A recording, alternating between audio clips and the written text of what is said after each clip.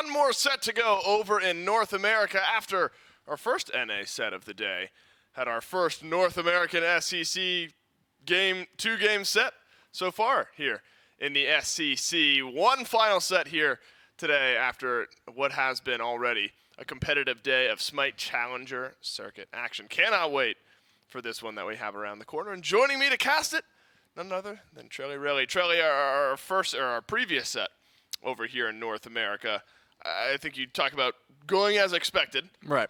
2-0, maybe not expected, but I think a Hounds win there with that roster and the talent that they bring to the forefront, probably an expected result. Yeah, definitely. They, I wouldn't say they fumbled a bit. There was a little bit of shaky play from both sides, but the Hounds definitely a strong squad that have been together for a minute. They were, together for the SEC playoffs. They, tried their best, and here we are. And yeah, I think we all did see that one coming, but a close game nonetheless. Close game nonetheless, and still plenty of SEC Phase 1 for the Weavers. So let's look at the action in North America this week. The 2-0 for the Hounds starts off the 3 NA matches that we've got. We are about to show you the Wardens up against the Tanuki. And then the final NA match of the week will be played on Saturday. I'm getting my dates all mixed up. Saturday before the SPL at 11 a.m. That'll be the Sages versus the Storm to end the week in not only the SEC, but the North American SEC as well. Standings very important, as we've mentioned all day today, especially in these early weeks. And this is one for the Wardens. The one we casted earlier in EU, Trelly, those are two teams very, very closely knit. Expectations are that both of them will finish towards the top of the standings. I think there's extra pressure on the Wardens here in this matchup to grab this win. When you talk about winning against teams that you should beat, Right. I think the Tanuki have a solid squad, and we'll talk about them in a minute, and deserve their respect in this matchup. But the Wardens should be favored. This is a Relentless One, Sino, Maswal, Gino, and Griff. Storied careers for a lot of these players, and SEC experience together for a lot of these players as well. Dropped a game up against the Weavers last week, so not a team immune to some fumbles, but should be favored overall, I think, Trelly, in this best-of-3 set. Yeah, definitely a lot of veteran talent. Yeah, I mean, when you have two of those world champion titles on your roster alone in the SEC, you're gonna turn some heads. And obviously, the Tanuki have a tall hill to climb. But as you said, they can bleed. They did drop a set, drop a game, not the full set. But they have shown that they have some things they need to work on, obviously. But definitely still a strong squad, nonetheless. Yeah, this Wardens team, they love playing around Sino. Maswal out of the mid lane, always going to make things happen. And I think with names like Sino and Maswal on your team, it's easy to, I don't want to say fall by the wayside, but have Sino and Maswal draw more of the eyes, right? Right. But I think Gino and Griff have really stood out to me, and I'll give Relentless One a shout out as well, a very solid solo laner. But I think this duo lane between Gino and Griff has flown under the radar as one of the better ones here in the North American SEC, and maybe not even under the radar. They've definitely gotten a lot of respect between Gino and Griff as well. And so I think there is the potential for this Wardens team, even if it's not Sino, the world champion, stepping up, Maswal, the world champion, stepping up. I think Gino and Griff and Relentless One, for that matter, can also have the very, very strong performances that you would need to push your team forward if some other players on your team are lagging behind. Now, we've mentioned the Tanuki, the opponents for the Wardens today. Not a team that you can completely look over, not a team that you can look over at all, because this Tanuki team with Snatty, Sada Dragon, Tripno, Monster Bomber, and Hydrogen have SEC experience as well, have experience playing together as well. And in some of the right areas, I think have talent that can counter out some of that the Wardens have. I think Sada Dragon, particularly out of the jungle, you talk about going up against Sino, I think has the potential to raise some eyebrows. I think this Tanuki team could surprise some teams throughout the year. Definitely, yeah. They like to play off of Snatty in the solo lane specifically. Yep. This man seems to get ahead more often than not. Even if the team is behind, you'll look over that solo lane and be like, okay, we have our rock. We know that Snatty's going to be, getting ahead or at least staying even. And then he's able to rotate to these late game team fights and sort of just, get to the back line very easily. So playing off this solo lane, definitely a strong suit of the Tanuki, no doubt. Yeah. When you get what is this, a 42-kill game 35 minutes in. I think that gives you a pretty good indication as well. That was in the highlight. Pretty good indication as well as to how this Tanuki team maybe not likes to play, although I would hazard a guess that they enjoy playing this high-speed, in-your-face, run-it-down in a calculated way type of play style. And I think that's the type of game that the Wardens can play as well, though, Trelly. I think here in the North American SEC, the high pace, high kills, high pressure from minute one style of gameplay, the kill-a-minute style of matches, are more frequent than the slower matches. So I really can't wait for both of these two teams to match up. I think could be a sneaky good matchup to end our day in the SEC. Picks and bans for game number one. Let's roll it over, and let's see how game number one will break down. Wardens in first pick. That'll be the Tanuki over in second pick. And I think with names like Sino and Moswell, not only in-game make an impact, Trelly, but those two players can draw some serious eyes when it comes to picks and bans. Yeah, I would say so. Sino typically likes to save his picks for the latter half, unless he is given something disgusting like his ESET jungle, for example, that he has such a high win rate already. Disgusting because it's good, or because disgusting it's because good? It's like gross and you don't want to see it? Unfortunately, it is that good, and that's why it is disgusting. So yeah, Sino usually likes to hold on to that pick and sort of just let his team get on what they're comfortable, but no doubt I would assume at least a few bans flying that way. One that jumps out to me obviously is the ESET jungle, as we mentioned. Kleena, just very strong in any role that she plays right now, solo lane specifically, but even full damage jungle is going to be very difficult to deal with. And as you touched on, that Zeus is going to be locked in right away from Oswald in mid lane. Moswell gets a strong pick right away. What a world we live in where the ESET for sure is a Sino ban. But between Bastet and Kleena, both of those could also be Sino bans, but could also be solo lane bans, depending on where this team wants to prioritize those picks. Sino won't get any of the three, but Relentless One won't be able to dip into the assassin pool, at least not for those two picks over in the solo lane. Now another example, though, Trelly, of a soul pick here for the Tanuki. Saw a little soul in our first North American set of the day. Pair it with the Fafnir. As the game goes on, Objective Shred is going to be the name of the game for this duo already. Yeah, at the moment we have already a very hard carry with Soul's Heat. Very difficult to deal with her auto attacks. They're going to be chunking. Typical to see in the duo lane. It could also be that mid lane flex. We have seen a few Soul mids just, to put our feelers out there, just in case we see a Hunter cover your bases. Yeah, exactly. Exactly. Because if it is a Soul mid, now you've mentioned it, and you're not wrong if that ends up being where it gets picked. Kaolin, talk about a hyper carry out of the jungle. Talk about a pick that loves an AoE coerce as the game goes on. That's a strong pick. Honestly, and a strong statement here for this Tanuki team. I mentioned during the highlights that Sada Dragon stands out to me as the A type of player that can have jungle performances that can kind of match with Sino, which is a very, very difficult thing to do.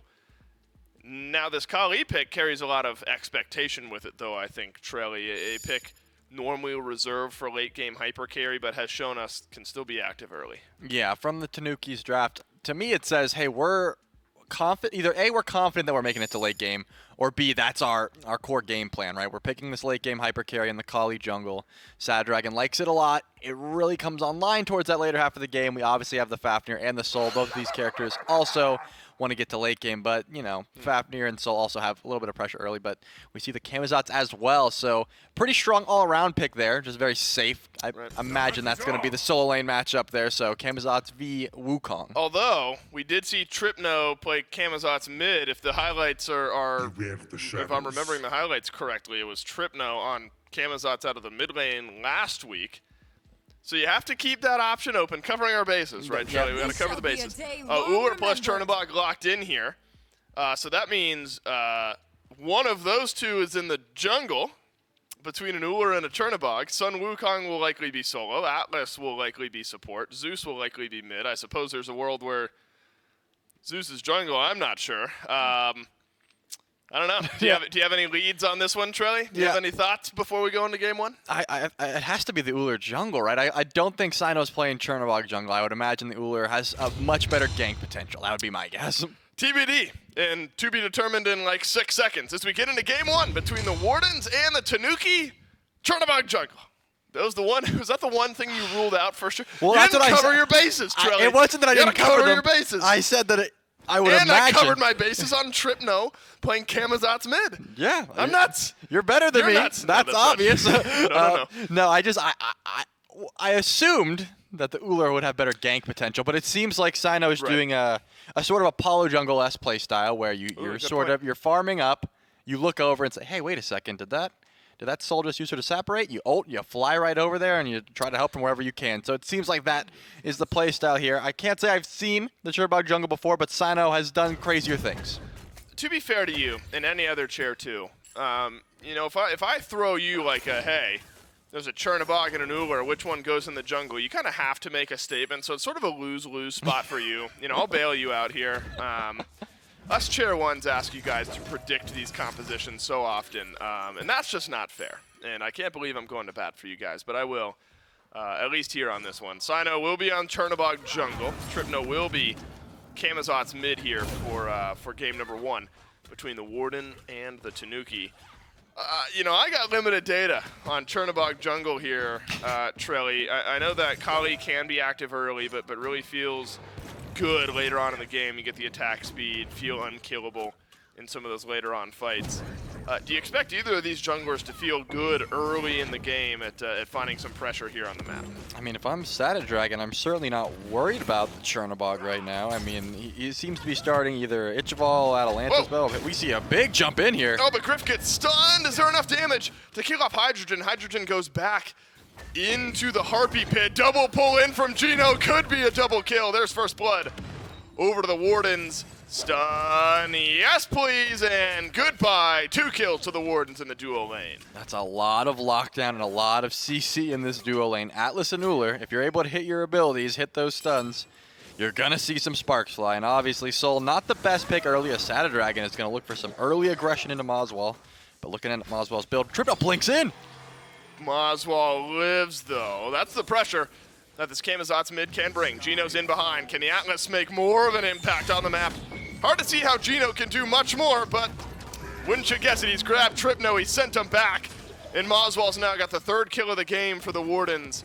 Sada Dragon will meander on back to the tier 1 tower, but what is it, Midas? Everything he touches turns to gold? Yeah, everything Gino's touching is turning to gold right now. 3-0, all 3 with the assistance of Gino.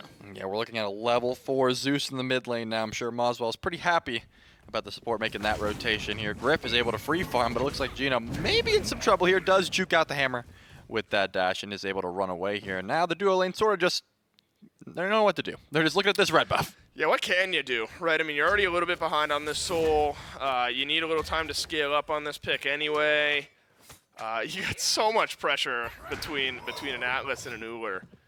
I mean, this was always going to be tough for the Tanuki. Now it's just about surviving as this lane goes on.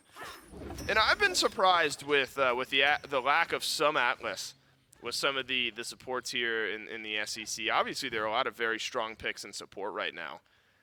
I feel like Atlas is just kind of nuts. I mean, you walk forward in the right type of lane, and I think this is the right type of lane. Troy, it feels like Gino can just walk in, pull in a couple, and do what he wants. Yeah, I think it really depends on the matchup, but this one specifically, Soul and Fafnir not really looking to get aggressive early, whereas Uller and Atlas, that's all they want, is to try to find this early fight that they did find, obviously. So Atlas sort of just dashes in, picks someone up, and then is free to do as he pleases in this lane. I think Gino's going to keep doing that consistently until someone's able to stop him, probably one of these assassins, but at the moment they're nowhere near him. So he's going to be able to just lock down as much as he wants at the moment. There's something about Sino just flapping around on this Chernobog that's just making me laugh. We haven't seen the Chernobog gank just yet, but did assist in one of the kills over in the mid lane. The kill that gave Moswell his first kill. Just Celestial Legion helm completed on this Zeus. That feels pretty standard up to what we've seen so far here. Surprisingly, the least weird matchup that we've got, given how some of the picks have been for us here today, Trelly, is over here in the solo lane. A Bologna versus a Wukong feels very tame compared to what else we've got going on all over the map. Should be, maybe you figure, a pretty quiet laning phase for Relentless One and Snatty.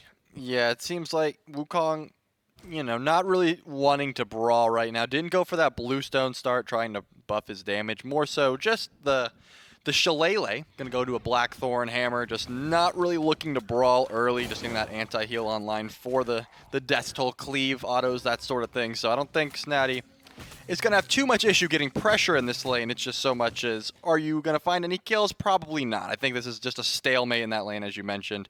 Pretty tame comparatively to the rest of the picks. I'm just wondering if Sino will ever see like an opportunity to ult over and help in the solo lane. I really doubt it just by the nature of the build he's went for. I don't think he's going to come online too quickly. Yeah, agreed. I'm very curious. I mean, this is all just data gathering for me now on how this pick for Sino ends up looking, how the power curve starts to look. Ikavale ends up being his first item. All right, so that'll help him brawl out in the jungle maybe just a little bit if him and Sada Dragon end up meeting on rotations throughout the jungle. And Crusher, a strong start for Sada Dragon here, Trelly.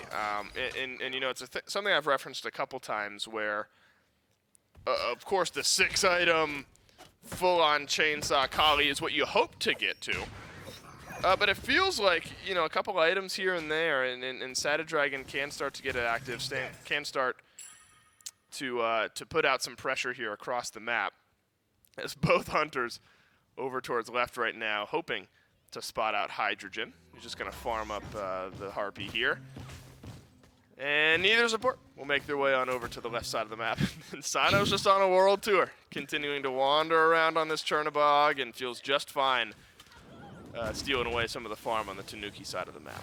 Yeah, I think because of the way that Sada did opt to, you know, build here, there is some gank potential for sure on the carries, but Moswell probably not going to be the option here. As we mentioned, that Dynasty Plate Helm, or the Legion Helm, sorry, is just so much prots right now for this mid lane Zeus. I don't imagine Kali will ever try to dive without some backup, but the duo lane probably could see some sparks fly here. Griff obviously not very tanky, just doing lots of damage. Do you want to trade how much damage you can do to an Uller? That is the question.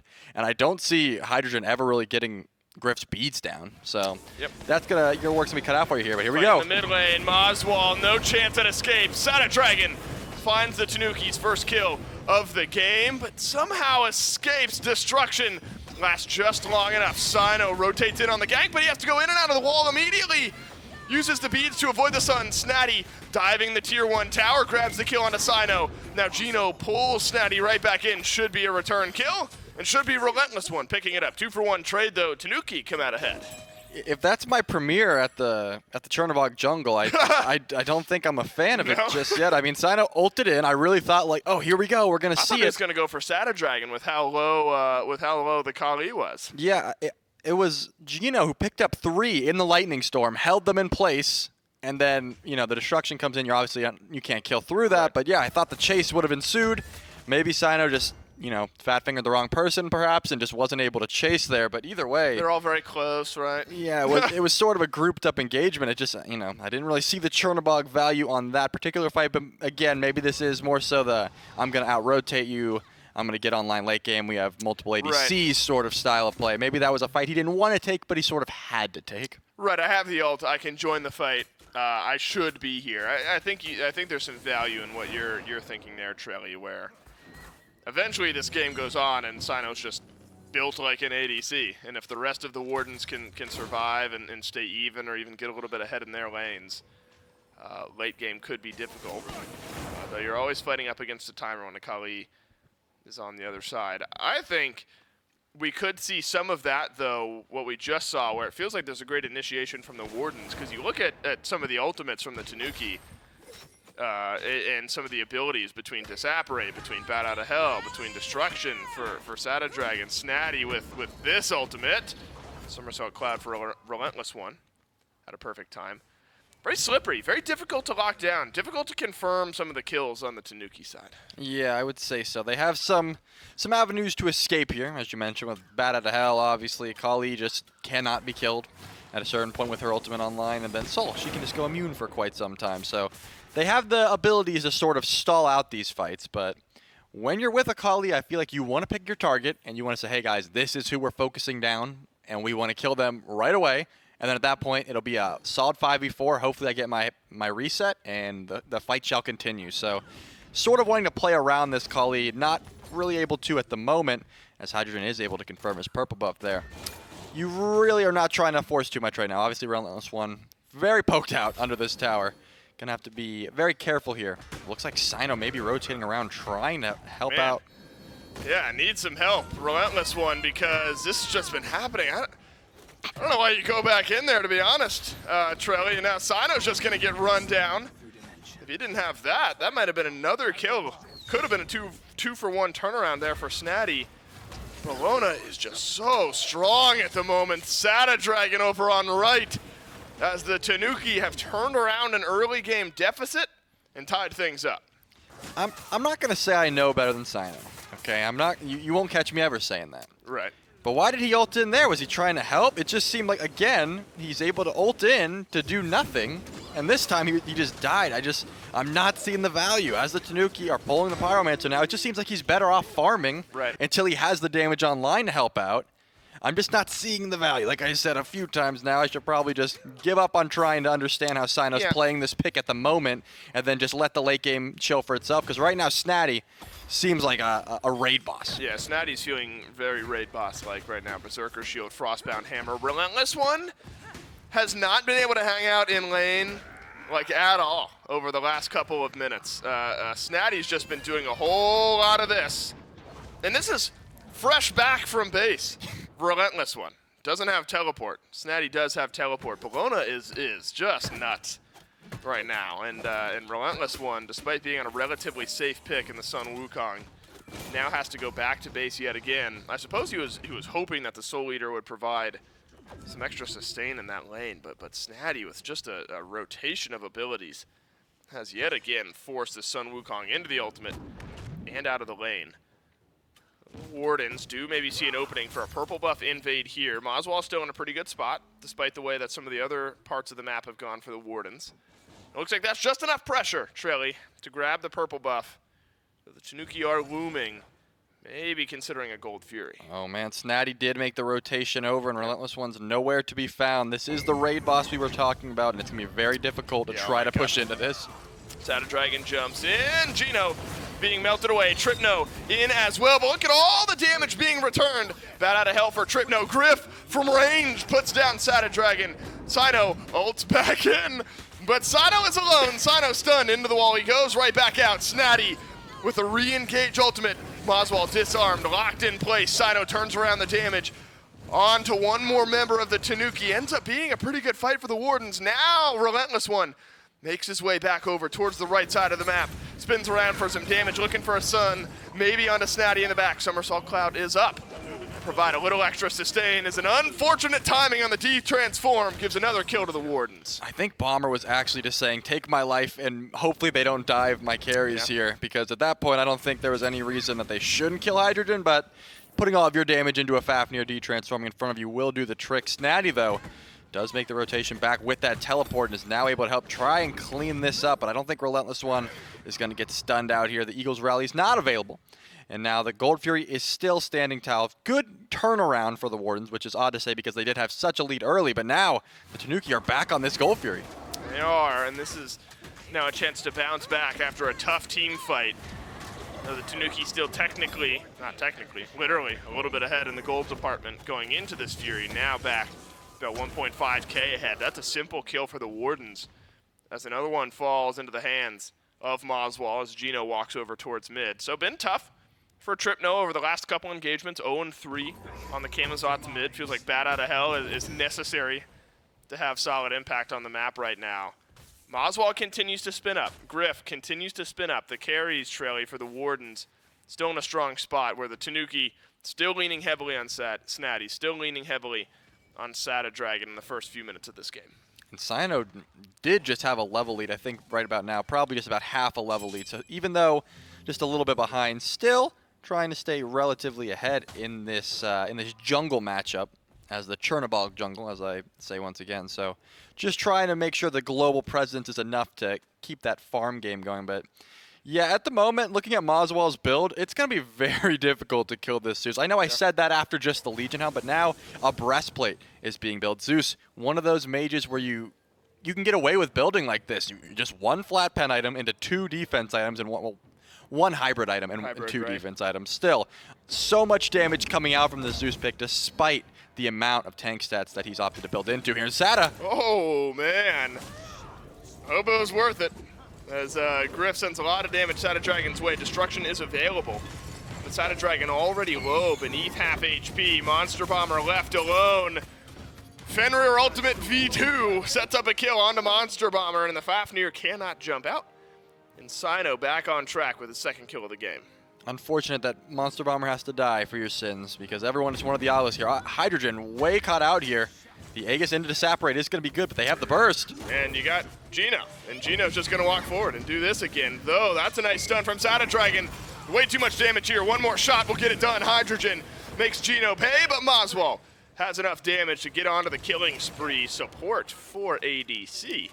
I think that's something the Wardens will feel okay about. Yeah, and you're looking at Snatty's build. The real glaring issue at the moment is doesn't have much for Maswal. Just teleporting in takes a fat chunk of damage from this Zeus, and that's only with the Divine Ruin. But here we go. Snatty is going to ult in here, just trying to defend. Double beads off of, I was going to say both carries, but technically Sino is the jungler here. So perfectly in sync are Sino and Maswal's beads. And I think Snatty just fine with that trade. Tripno yet to get into the kill column. An opportunity to here with the gank around the backside. Maswal drops a shell onto himself. Sino into the wall. He goes right back out. Maswal deleted by Sada Dragon. Now Sino jumped on as well. It's a big fight for the Tanuki. You've only gotten one kill so far. Coerce spreads out. All eyes on the tier 1 tower. Griff, use the Aegis, use the beads. Look at the knock to the side. Big disengage from Relentless One. And Gino is set up for more damage from the rest of the Wardens. Snotty will never reach the ground, and somehow the Wardens survive. It looks like Tripno is also going to get picked up here by Gino. Doesn't even have to at this point. This is what Atlas provides. This is what Atlas provides. It's insane the amount of utility that you get. Like you said, a Fenrir ult, but you can pick up 2 of them, and it's not an ult, it's just a grab. Insane from this support player as Gino tries to steal away this purple buff as well. No Gold Fury up, so it looks like they are just going to have to back off here, but great plays out of the support from the Wardens, just trying to keep them on the return side of that. Yeah, and this is a rare occurrence where experience is so heavily in the lead of one team and the other team is a little bit ahead in gold. I think the Warden's happy though with the way that the experience is at least gone here. 2 levels in ADC, 1 level in mid, 1 level in support, and then all square in both jungle and solo lane, and then gold effectively negligible because Snatty, remember, had pushed out Relentless One, so that's where some of the equity comes from in the gold department. Feels like, Trelly, you know, the Wardens just kind of fight better there. They get the early pick. Feels like Tanuki maybe have an opening to fight back in the fighting down the stretch, the disengage, even though we had some questions for Sino. You know, the ability to get himself out of fights as well. This Chernobog pretty strong at that, and I think that's just an example of the Wardens just fighting a little bit better as a team. Yeah, I would say so, and I think finally, Sino, you can officially say this Chernobog is online now. You have 3 shred items with the Executioner, the Ichival, and the Aussie. So took him long. I think this is what Sino was building towards. This is the point of the game where he's finally like, I'm doing things, and look at this. Whoa. We're seeing the Fire Giant be pulled. Alrighty, Tanuki, pop the Frenzy, pop the Coerce, and they're trying to pop the FG. Big pullback in from Gino. Fire Giant's low, and the Tanuki will confirm it, but the health bars are dwindling. Could be a fight back in from the Wardens. 2 members on the chase for the Wardens on the front line. Sada Dragon survives on one side. Tripno will survive on the other. Snatty will not. What a call from the Tanuki. But here comes the chase back in. Griff, good on the stun. Tripno, goodbye. Hydrogen, see you later. Monster Bomber's gonna have to jump out. And more setup is there, and I'm not sure that Fire Giant's feeling worth it. I mean, unless you think Sada Dragon's able to 1v5 with that Fire Giant, I don't think it's worth it either. The Wardens are able to wipe everyone but Sada Dragon off with that Fire Giant buff, and it looks like they're going to split push here a little bit, as Sada might be able to clean up one. Sada does not have ultimate. Detonate, not enough. And at least Relentless One goes down. A little breathing room for the Tanuki as far as solo lane goes, but still the ability for some map pressure to be traded out as 10 seconds left on 3 members of the Tanuki. Yeah, when you get FG and the gold chart goes 2,000 gold in the opposite direction, you're not really thrilled with the way the last couple minutes of your game have gone. Wardens realize no fantastic chance at stealing, but a great chance at a fight. Yeah, it seems like the call must have been either let's try to get out as quickly as possible, or This Fire Giant taking away from the Wardens is going to give us just enough time to get Sada Dragon, our Kali carry, to level 20. Either one, you know, a questionable play, I would say, at this point. You do have a 5-1 Kali who's level 19, but I don't think, you know, Sada Dragon's going to be able to do this alone. Your whole team, besides that, very far behind. We have a 3-level lead in ADC. Griff is 5-0 to Hydrogen's 1-3. That's 3 levels. You're looking at your solo lane lead. That's pretty much all else you can lean on at the moment.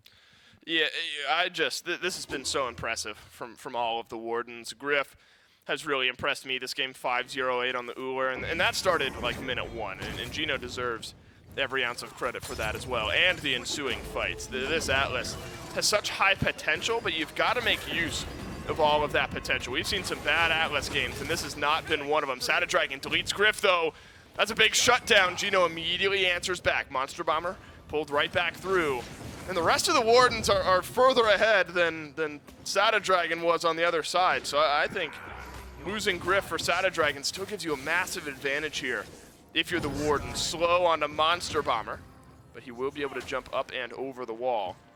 That's the first death of the game over on the Griff. Nice bit of gold for Sada Dragon. This is the benefit of this comp, though. If one of your ADCs dies, you still have the other one. Sino is able to pump the damage into the Phoenix here to make sure they're able to get it. Snatty picked up and brought down by the Zeus damage. How much more can the Wardens get, though? Hydrogen still on the left side of the map.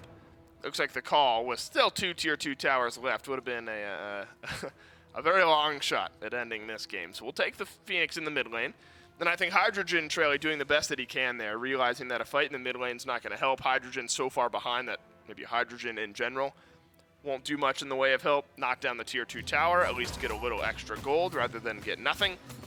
And so while the Wardens do get a mid lane Phoenix, there's now an exposed Phoenix on the left side of the map against the Wardens. Yep, the Pyromancer will be spawning here shortly, followed by the Fire Giant in quite some time. So going to be a little bit before we see any sort of Fire Giant buffs. Obviously, Sada Dragon lost his, so no one really looking to do any more pushing at the moment. That mid Phoenix, though, is going to start to hurt. I think at the best option, though, you have minions constantly pushing into your Titan, so you can give it to someone to try to get some farm up. Maybe Hydrogen, just, hey, you sit in the mid lane. There'll be some fire waves coming. You clear those, because we need to get everyone up in XP at the moment. Still pretty far behind. We only see 2 people tick over to 20 on the side of the Wardens, though. Still a bit to go for Gino, Moswell, and Relentless One is 2 levels off. So not this massive lead, but still it's going to be a bit annoying to try to match the pressure of what the Wardens can do right now. Right, agreed. Decent power spike, though, for Hydrogen. Right up to Hootie. Completed for the Soul, who is starting to hit that late game point. Remember, you're still looking at a late game Kali and a late game Soul with an AoE coerce from the Fafnir. So that potential is still there to have just an absurd team fight with a lot of damage for the Tanuki, but you got to get there, and you can't lose somebody right off the bat. Can't lose somebody if you're the Wardens either. Gino down to half HP. Has to use his ultimate.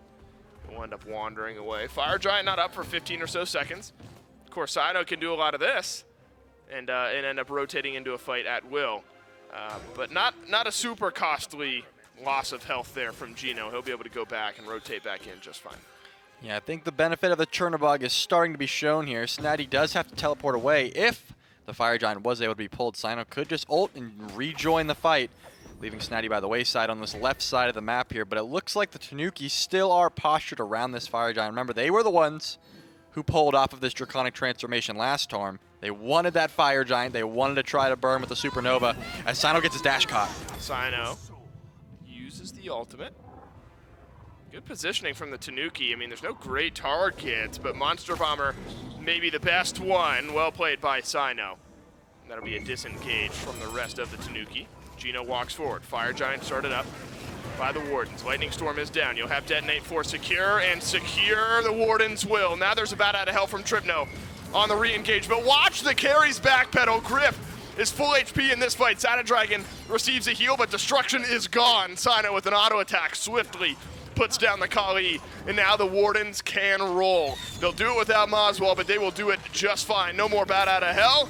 No problem for Griff. You may have lost your Zeus, but you still have 2 ADCs alive right now. Griff and Sino are able to shred these objectives so easily. The mid Phoenix is already down here. Looks like Gino is just trying to stop some backs and be a nuisance as the rest of his squad just charges forward. Oh, Snatty gets his back stopped. Gino is just delaying here at this point. Doesn't end up getting the stun pull onto Snatty. This will be a tier 2 tower over on right, and look, 2 waves of fire minions being ushered in by Relentless One right now. Mid lane Phoenix is going to respawn, but still a few seconds away from that. 2 respawns awaiting are the Tanuki, Tripno, 20 seconds, Sada Dragon, 10 seconds. Kaolin, Wardens have their eyes on the Titan room. The Tanuki with 3 will have to put up a defense. The Tanuki with almost 2 will have to put up a defense. The rest of the Wardens walk on into the Titan room. Snatty tanking up, forces Relentless One up into the somersault cloud, as alone in the backline was Sino. Considering an end were the Wardens, but instead we'll grab mid Phoenix yet again and knock down the right Phoenix for the first time.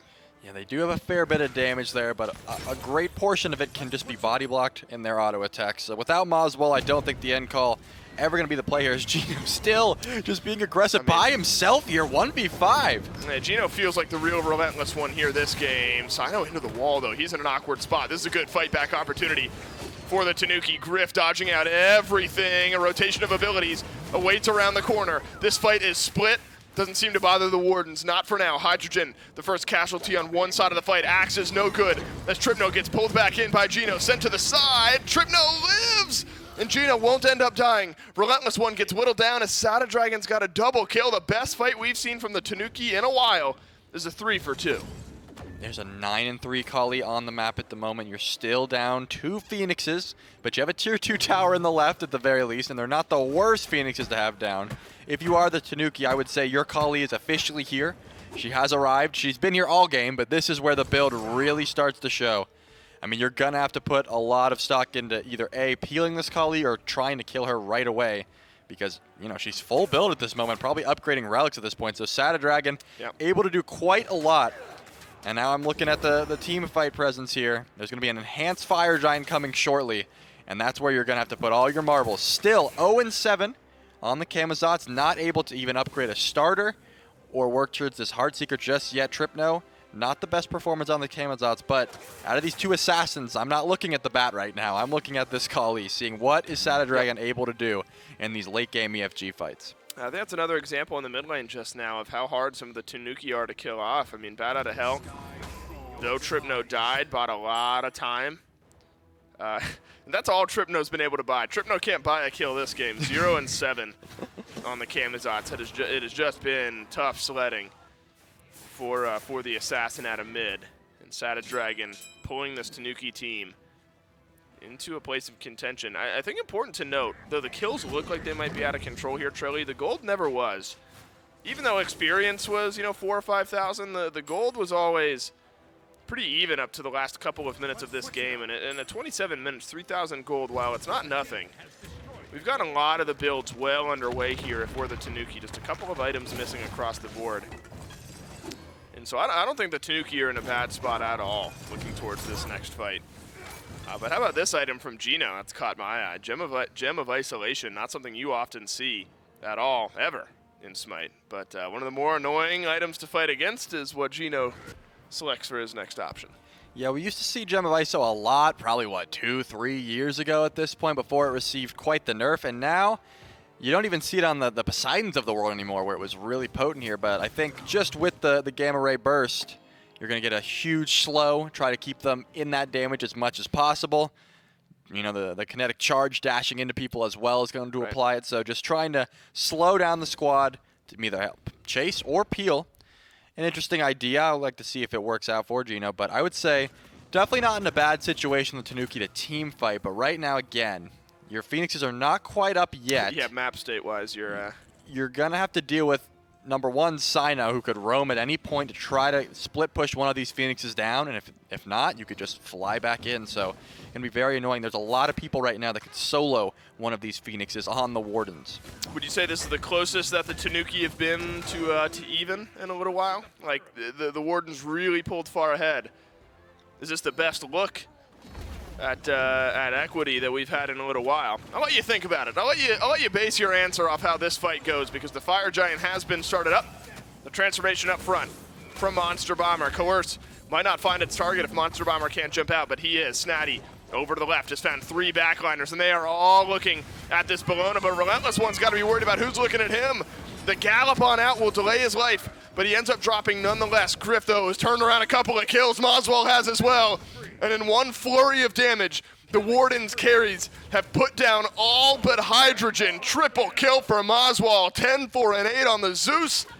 It looks like the Wardens will walk down the mid lane, walk down the right side of the map, and take game 1. When you put the weight of the world on Dragon, sometimes it doesn't work out, and this time Dragon was not able to get that ult off. Unfortunately, Destruction was not used that fight. When you have all of your team fight damage based on can Kali get a target reset this late in the game, not going to work out. Great play by the Wardens to make sure that Kali was not able to just hard carry that fight. She did get to that point where she's online. It's 30 minutes into the game, but they played around it just flawlessly. I'm glad, and you know, I get to shout it out every once in a while, and we get to do it again here. Where every once in a while, you know, we set up a story so well, and it really comes to fruition. We said, you know, Sino and Moswell, they're fantastic players. Now I know Moswell got a triple kill. He ended the game. He had 11 kills on the Zeus. But we mentioned that this duo lane could really surprise some people this year in the SEC between Gino and Griff. And Gino and Griff both had like mid-20s in kill participation out of 27 kills that this Wardens team had in game number 1. So plenty of MVP trophies to be given out across the Wardens in this game. I liked what I saw from Gino and Griff, though, personally. We will break down that and more. Game number 1 breakdown coming up next.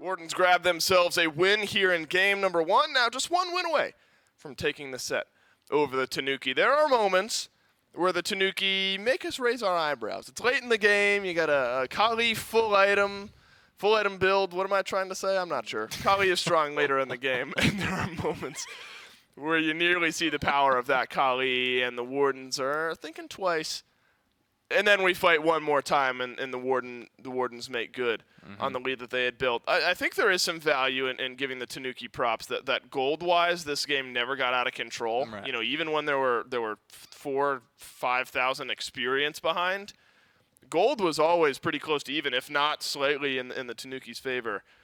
It really just felt like the onslaught of engage from the Wardens was just something that Tanuki couldn't compete with. Yeah, I mean, I think you were right to highlight the duo lane as you did at the end there. Gino and Griff. Gino specifically was just dashing in like a madman, being able to pick up 1 to 2 people whenever he wanted, and just it was very difficult to try to peel. It was very difficult to try to survive that engage. Stuff like this, where you get picked up and then you're dead at that moment. It's very difficult to deal with Atlas in any regard, but he was just playing extremely well here. Griff, again, I gave Griff some shout-outs at the end of that game. Griff really impressed me here in game number 1. Look, Ullr is a lot of fun to watch, but to play at that level is so difficult, and Griff just looked near flawless on that pick. Only died once or twice. Maswal felt like a matter of time. You know, early in the game, a couple of kills were rolling on this Zeus, quieted down a little bit in the mid-game. But then later on, Trelly, and you know, in moments like this where Maswal hasn't taken a single tick of damage, where the fight's going to be hard to win. It just felt like there were too many carries for the Tanuki to look at here in this game. Yeah, absolutely. That detonate right there was the one that got Kali before the ult was able to get off there. So that was a really quick charge into a detonate before the destruction could even come out there. Just a great play by Maswal, and you know that we touched on it a bit before. We expected Maswal to have a great game. We expected, you know, Sino to have a great game. This time though, on the Chernobog, I felt late game much stronger than the early game. Obviously, It just seemed like those early ults weren't really hitting, but still, I see the value in having a second ADC late game. It's just a second carry. Yeah, you're able to just, you know, hit some objectives. When Griff did die that one time, they're like, hey, we can still continue our siege. We got Sino over here. So, you know, that I saw the value in the pick. Absolutely. And Gino, if you forced me to pick an MVP, MVP, not MVP, fun fact that actually, we're friends with Nickelodeon. They have a Nickelodeon Most Valuable Player throughout the year in the NFL, and my boy Joe Burrow won that a couple times. The MVP of this game, I think, is Gino in game 1. So picks and bans for game 2. Might have to change some stuff up here if you're the Tanuki. You're in first pick. I think you have to consider this Atlas at some point here, either in the first 3 bans or with one of those early picks, Trelly. I think that it was just too oppressive for Gino to get that pick a second time. Yeah, I will say so. And if I am the Tanuki, there's 2 things I would say that I am harping on at the moment. It's one, that Sada Dragon did have a very solid performance. The Kali is definitely not broken. I would say if you're able to play that a little bit better late game, it could have went a different way for sure. So don't throw the Kali out just yet unless you have a different strategy for it. But number 2 was that Snatty was still able to find a lot of success that game on the Bellona, finding out solo kills, just creating an absurd amount of pressure as well. So maybe getting that Bellona back again, not the biggest issue, I would say. I'm surprised. Is ESET jungle that? I mean, 100% ban rate against Sino? Against Sino, yeah, 100%. I'm not saying 100%. I'm saying it's 100%. No, right. Yeah. 100% of the time, ESET is banned against this team. Yep. And for a reason. Look, I know Sino's good on this pick. I need some I need one team to let it go once, just so I can see all right, that's why it gets taken away. I gotta feel like there's so many good jungle picks that 100% ban rate on ESET, is surprising to me. But Sino can play so much near a top level. Chernobog early game maybe needs some work, but later on in the game looked fantastic. Sino will play it all. Who needs an ESET when you got the rest of what Sino's got in his God pool? Camazotz and Medusa end up being the first 2 picks here. For the Wardens, that could be a Sino pick, could be a solo lane pick for Relentless One. Hell, it could be a mid lane pick. That's what we saw Trivno playing in game number 1 as well. Kleedna, Sol, and Bastet. And so some flexibility here between the Kleedna and the Bastet, I suppose, Trelly. Maybe you can wait as picks and bans roll on here and feel better about one matchup or the other. But 2 very strong assassins at the moment, and the Tanuki got them both. Yeah, I would say the Tanuki got 2 of the highest contested picks in the league at the moment. Not, end all be all, but still, Kleedna, definitely very annoying at the moment, especially in that solo lane slot. Just being able to get Soul Leader build very tanky just seems very oppressive right now. Bastet as well, just a very early game aggressive, but also that late game damage. This pick we've seen pretty much every game being tossed into either the picks or the bans at some point, obviously. So both of these very strong here. And the Soul didn't have the greatest showing, but again, it may have just been because the duo lane got off to a rough start. So I don't hate running this one back either. I think Hydrogen had a fine performance on the Soul. I'm just looking at these two assassins right now, and they've got a heavy load to bear. I agree, but you know, it makes me nervous for Medusa and Agni. I think there's going to be so much assassin dive towards the back line that Khepri actually makes a lot of sense here. If you're going to get a double assassin dive towards the back and your carries are getting deleted, toss a Scarab's Blessing on top, reset a fight, and give yourself a little bit more time moving forward. And you pick double assassin, Trelly, to add some physical damage because everyone else on your team is dealing magical damage here between a Soul, a Tiamat, and a Yamoja. There's plenty of magical damage as this game goes on, notably the scaling of the Soul and a Tiamat. Dave, you seeing this? Yeah, you don't have a 100% ban rate on Anubis, do you, Trelly? No, it's on ESET. Okay. So probably Anubis jungle? Or it could be Anubis solo, Camazot's jungle. It could be, but because it's going to be the weirder of the two options, right? Because it's Sino, I think we can assume that is going to be an Anubis in the jungle. And it's going to be hard to deal with double assassin as an Anubis jungle, I will say. But if anyone can do it, analyze, Trelly. Analyze an Anubis jungle. Sino's going to find a way to just like, oh, I blinked this. I had my ult up the whole time. I'm going to find some early aggression in the solo. I don't know. I have faith in it, and I don't want to, but I do. Well, yeah, Sino's the type of player that's proven it on so many picks. You kind of have to have blind faith in. Can Anubis jungle, which we're assuming is... We didn't cover our bases, Trelly. Oh, no. Please, God, be Anubis jungle. Game 2 between the Wardens and the Tanuki, thank God. Oh, every once in a while, you don't have to cover your bases. We're just too smart. We knew it was going to be Anubis jungle. I do think... If we're giving credit to Sino, we do have to give credit to Sada Dragon, who we also set up as somebody who could potentially put together performances that could match Sino's. And Sada Dragon felt like one of the saving graces of that Tanuki draft in Game 1. So, if there's a style of pick that could punish Sino, I think Sada Dragon has the ability to make it work. I feel like Anubis jungle is something we've seen a little bit of over the last couple of years. And when I say a little bit, I mean like once or twice ever.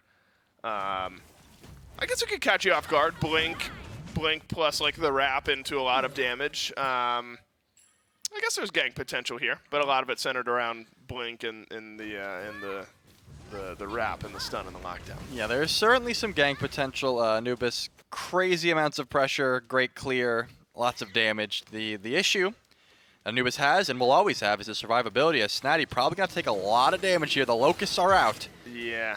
But here's the issue. Whoa. The return damage. Anubis just stands still while this is happening. Does not have that crazy amount of healing that's a problem. Just yet, so Sino is pretty weak. Hydrogen abducted!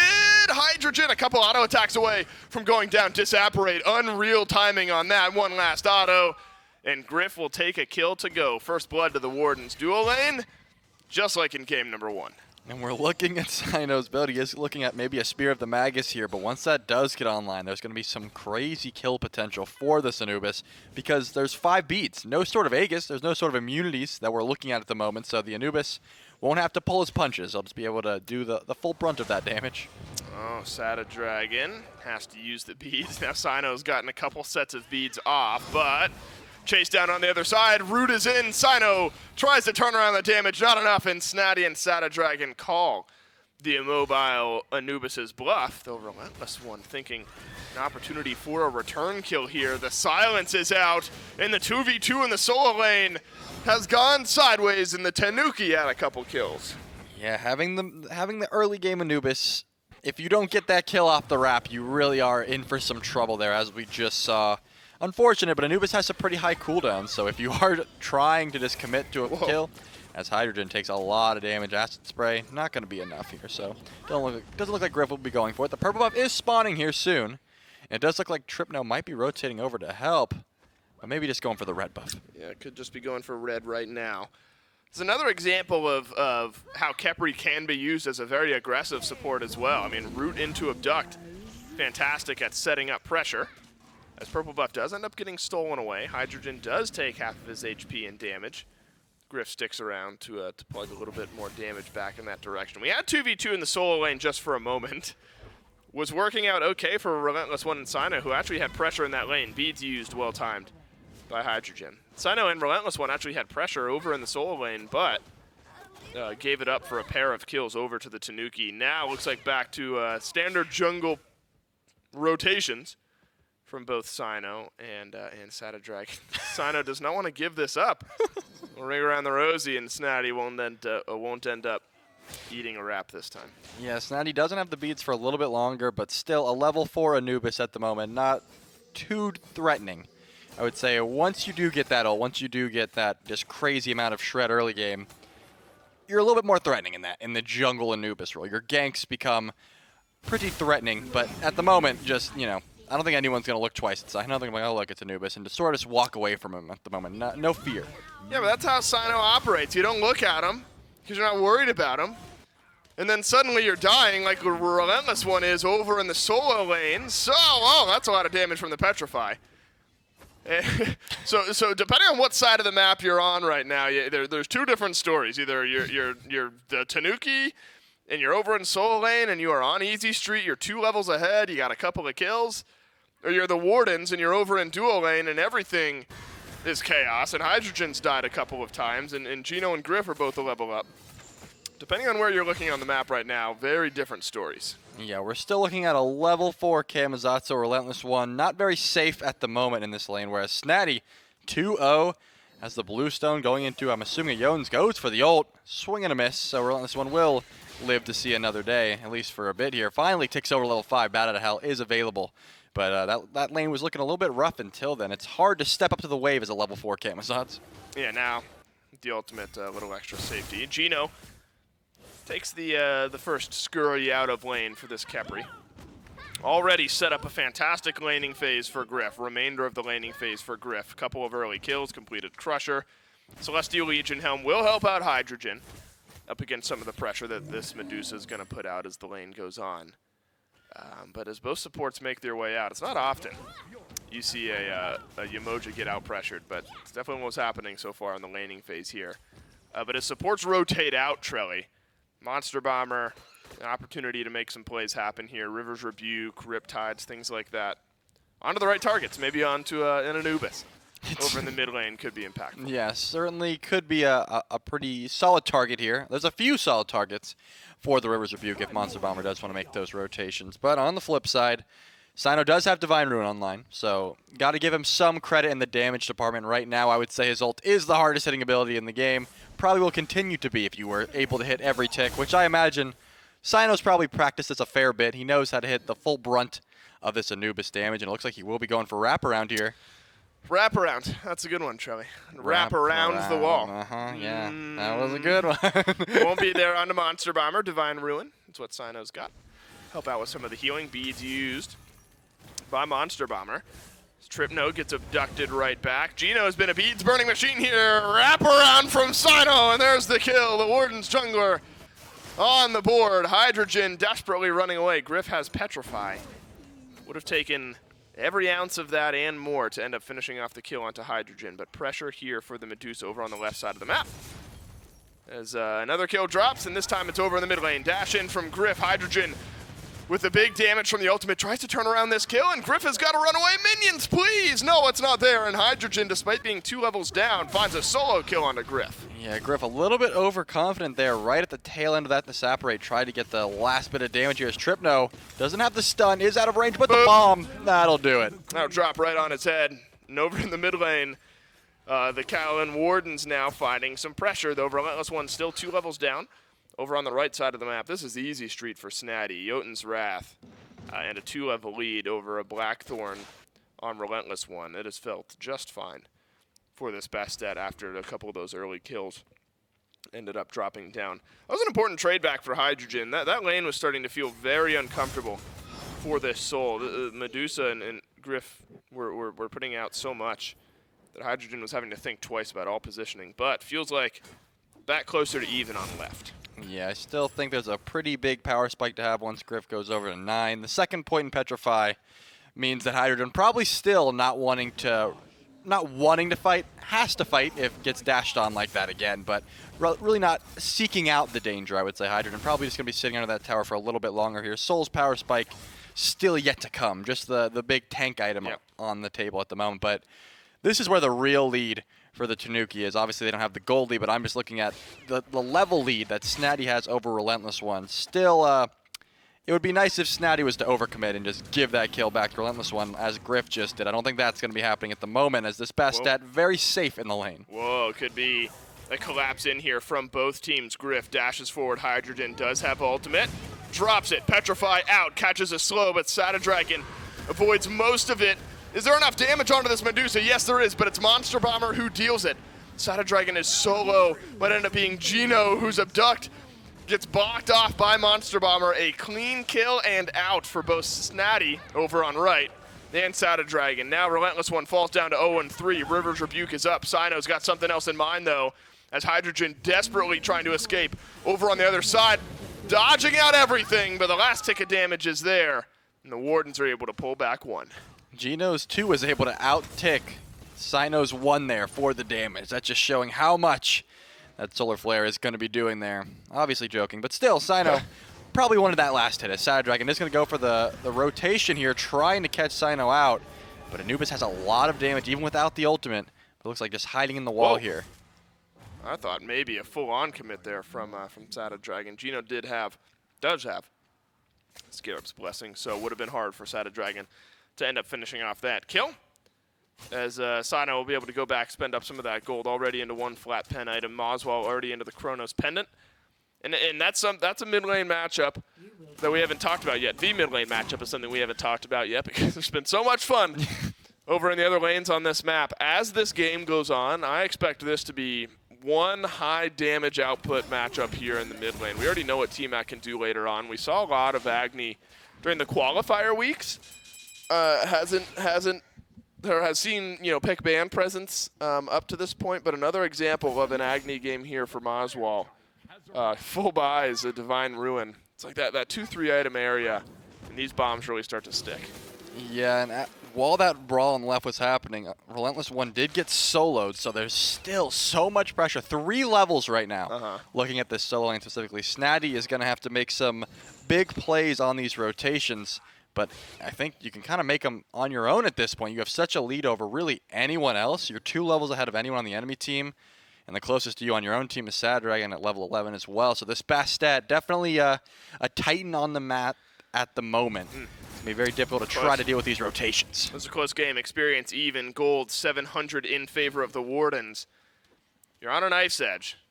And again, that's despite what's happening over in solo. So you'd have to feel like if the game is still gold-wise in favor of the Wardens, then experience-wise it's even, despite Relentless One being a couple levels behind. Everywhere else on the map is feeling fine if you're the Wardens. You have to imagine the Wardens would favor themselves then going into a Fury fight. At least around a purple buff, the Wardens will favor themselves. Pyromancer pulled by the Tanuki. Gino will not steal it away. Hydrogen, yeah, sorry, you're not going to get your purple buff this time. Griff adds another kill.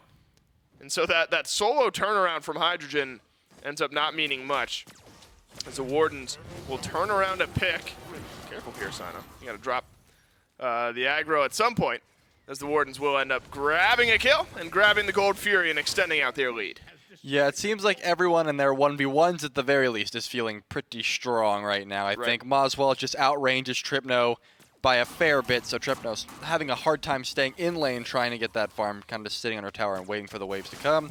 Obviously, right now, we're seeing what Griff is able to do to Hydrogen, not even stepping up to the tower. I think but kill between towers there was Hydrogen there, with a little bit of helps from the gang from Sino as well. So besides that solo lane matchup, as you said, everyone else feeling pretty solid here, as Snatty might actually get taken down here. Looks like Relentless One is going to be picked up by the Huntress of Bass. No sort of kills happening, but kind of crazy Relentless One was able to get at least close, given the lead. Yeah, the fact that we were even considering a kill onto Snatty. Impressive for Relentless One. The Hunters of Bast back into the Tier 1 tower bought a little extra damage onto Relentless One, who did not have Bat Out of Hell. So ultimates are going to almost be on opposite cooldowns over in the solo lane, as Relentless One has his, Snatty does not. really, at this point, Relentless One just wants that ultimate for safety. I don't think there's any attacking going on with Bat Out of Hell right now. It's just for a moment like this, I'm going to say goodbye ASAP. Silence is going to be triggered here. Are you going to be able to get in? Yes, you will, to the Bat Out of Hell. Gino was close by with the Scarab's Blessing. I think that's what the two players were communicating about. Are we Scarab's Blessing or are we Bat Out of Helling? Bat Out of Hell won that argument.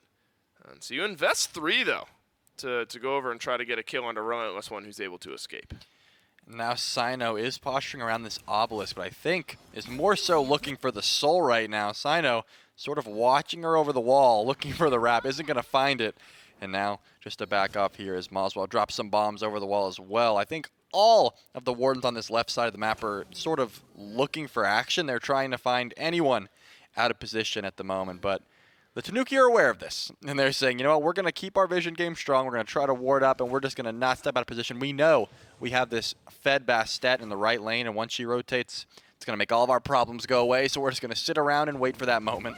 Yeah, I think all you got to do if you're the Wardens is fight around this Medusa right now. That's a 3-level lead over the Soul, and you're a level lead over in the mid lane. Everywhere else is even, except Solo, that's 2 levels behind. But without teleport for Snatty, or Relentless One, they're going to be on an island over in Solo for a little while unless you kind of telegraph your rotation on out.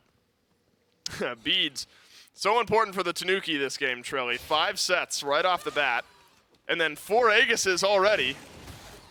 Monster Bomber surely isn't going Aegis, but why not for visual sake? Just grab 5 Aegises, 5 Beads. The Tanuki playing plenty defensive with their relic choices. Yeah, I think that's just putting the respect on this Anubis pick, and Sino isn't even opting to go for the full damage. Should have gone Aegis. Yeah. Now my eyes hurt. I look down at the relics on the left, and there's just a shell in the middle of all the beads and Aegises. Come on. If anything, it's kind of like a group mini Aegis, you know? You'll just, whenever anyone gets around, you can try to help out. Yeah, but Hydron's that's gonna have logical. to do some I'm shoots. talking about visual, purely visual, and that matters in Smite, how things look to me while I'm watching.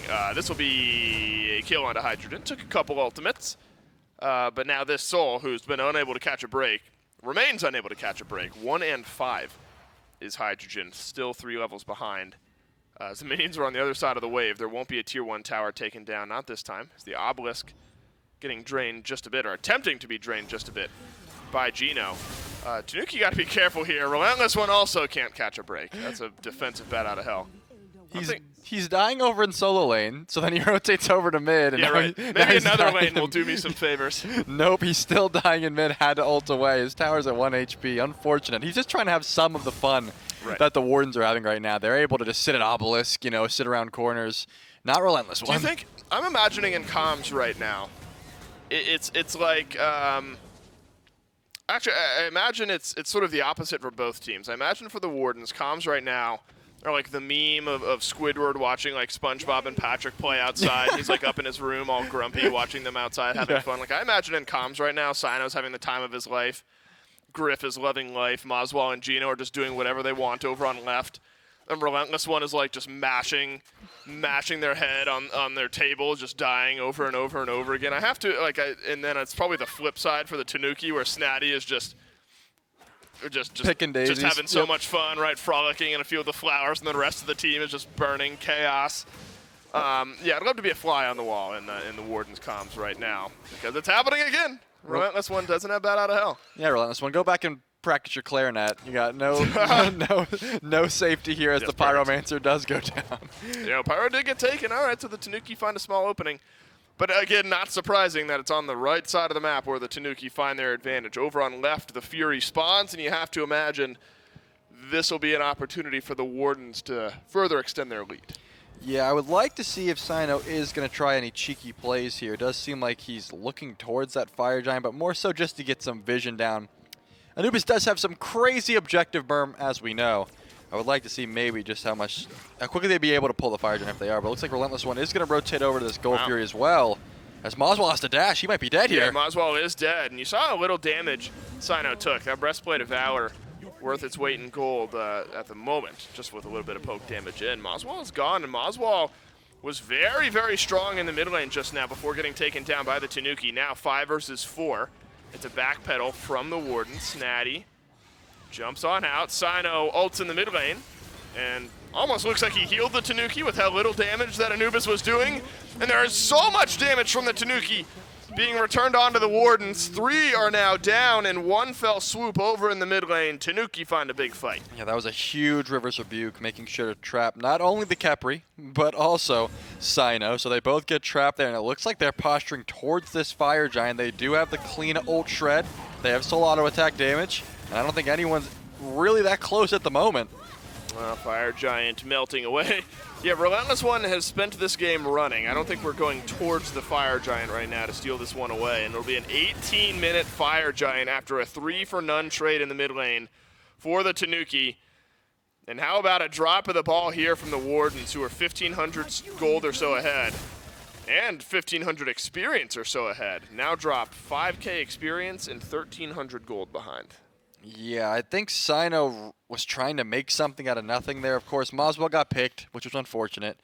But they got the Fury. They were able to just back off, but Cyno really tried to go for the wrap ult there. And then Gino unfortunately groups up to try to help him, and then you get trapped in the River's Rebuke as well.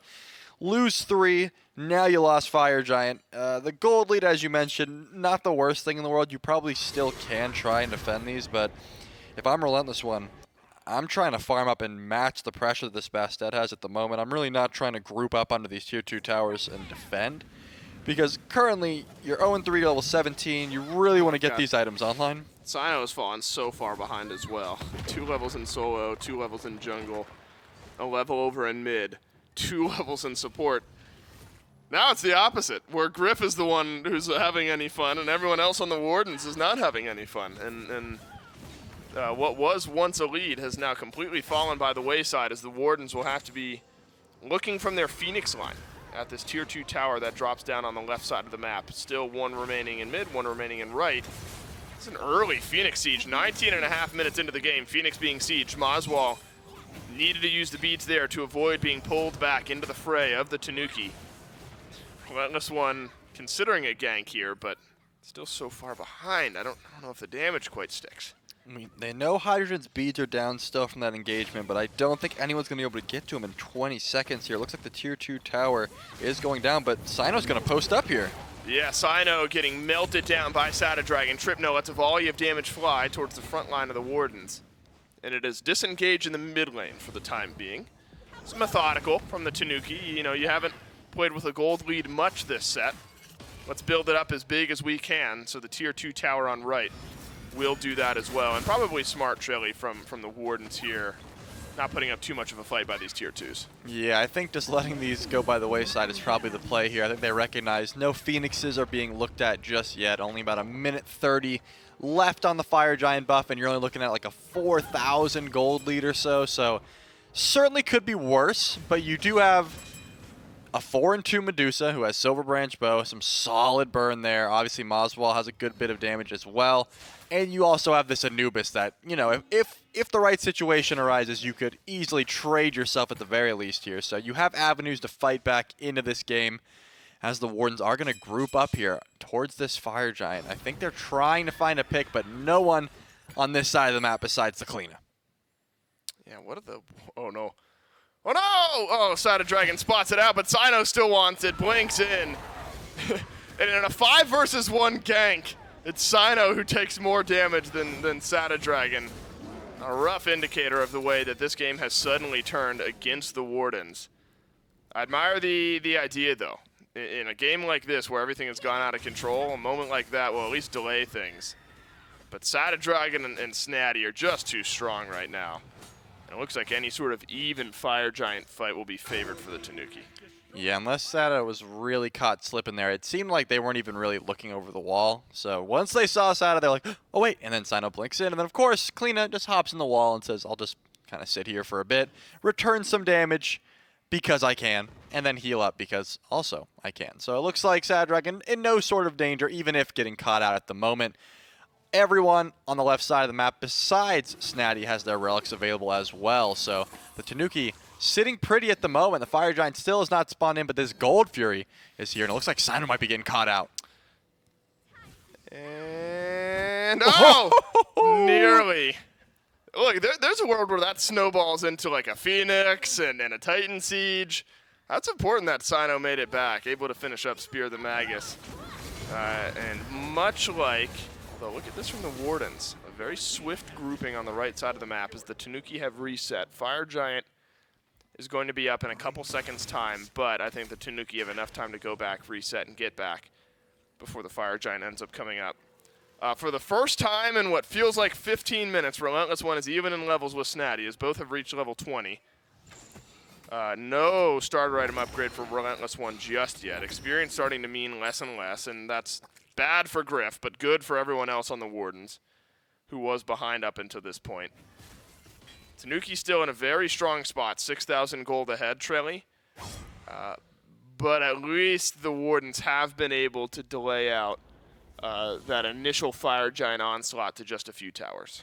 Yeah, all things considered, I mean, there's a huge build differential for the solo and the jungle of the Tanuki. But besides that, levels relatively similar. Both of the ADCs are sitting at 19 right now. We're looking at Monster Bomber, who already has Compassion. But besides that, Gino has a fair bit of cooldowns, so the Scarab's Blessings are going to be a big deal. But looks like Monster Bomber trying to find a River's Rebuke here, maybe on Gino. A pick on the Kepri would be a big deal, but they are going to have to back up. Gino's so far behind, level 15 on this Kepri to everyone else's either 19, 20, or 17. Gino's going to be in an awkward spot here. What he was doing all landing phase, dashing in, rooting, abducting, can't really do comfortably at this point in the game. Uh-oh, Snatty jumps over the wall right into that root. Has to use Aegis and Beads. Hydrogen melting away on the other side of this fight. Relentless One in the bat out of hell. Sino evaporates, though, as Sada Dragon turns around the damage, and the River's Rebuke is perfect from the Tanuki support. And now the rest of the damage flows through. All of the Wardens being jumped on. Snatty is on a rampage, and Griff has got to make a miracle happen, but it's hard to make happen when you're dead. Relentless One, the last one on the map. Tanuki don't care. They'll head down the mid lane. Looks like Snatty is just going to take this 1v1. As you mentioned, they're all going to run down mid. I don't think Relentless One is able to even get away, so he has no choice but to try and fight this Bass step, because any running means the game's over anyways. 4 strong in the mid lane as Relentless One finally falls down, and the Tanuki are going to take game 2. Tanuki turn around the set and send us on to another game 3. We've had 3 game sets today. And this will be the third of them as the Kaolin Wardens pull out to an early lead here in this game in 4 out of the 5 rolls and end up falling behind in all of those same rolls after one team fight goes wrong. And I think that's just a massive props to the Tanuki. But you also got to be careful when you're picking some of these more eclectic style picks. Yeah. This is the risk you run. And you know, we saw some good out of the Anubis. But really that right side of the map, the double assassins just became unstoppable. Yeah, 9-0 for both those assassins, whereas Sino, unfortunately on the Anubis, was just not able to find that same level of success. Game 2 goes over to the Tanuki. Will Game 3 do the same? Stick around and find out.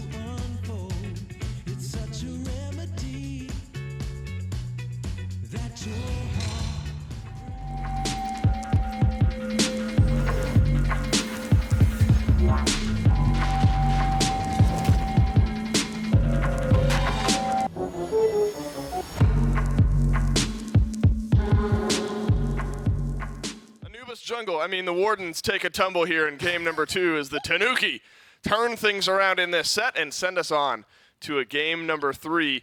The right side of the map, the double assassins, the Bastet and the Kleena, just made life miserable for the mages on the Wardens here in this game. One of them was in the jungle, as Anubis jungle for Sino. Maswal, I heard, was playing Agni this game in the mid lane, but didn't see much from it. It was the dual lane from the Wardens that felt good early. Yep. Tanuki really just turned this game around, and hats off to all those players. This is a tough team to play against in the Wardens, and the Tanuki have sent us to a game 3.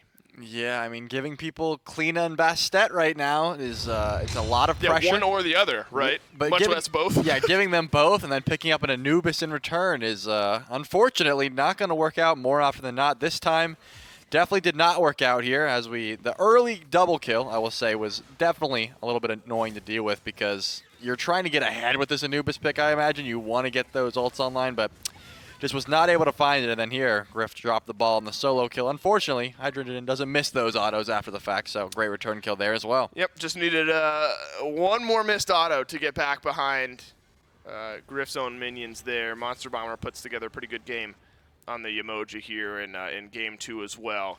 Shadow Dragon by the end of this game was obnoxious. I mean, there were just so many moments of that damage chunking out and then a silence immediately connecting, and just turning around so much of the initiation that the Wardens had.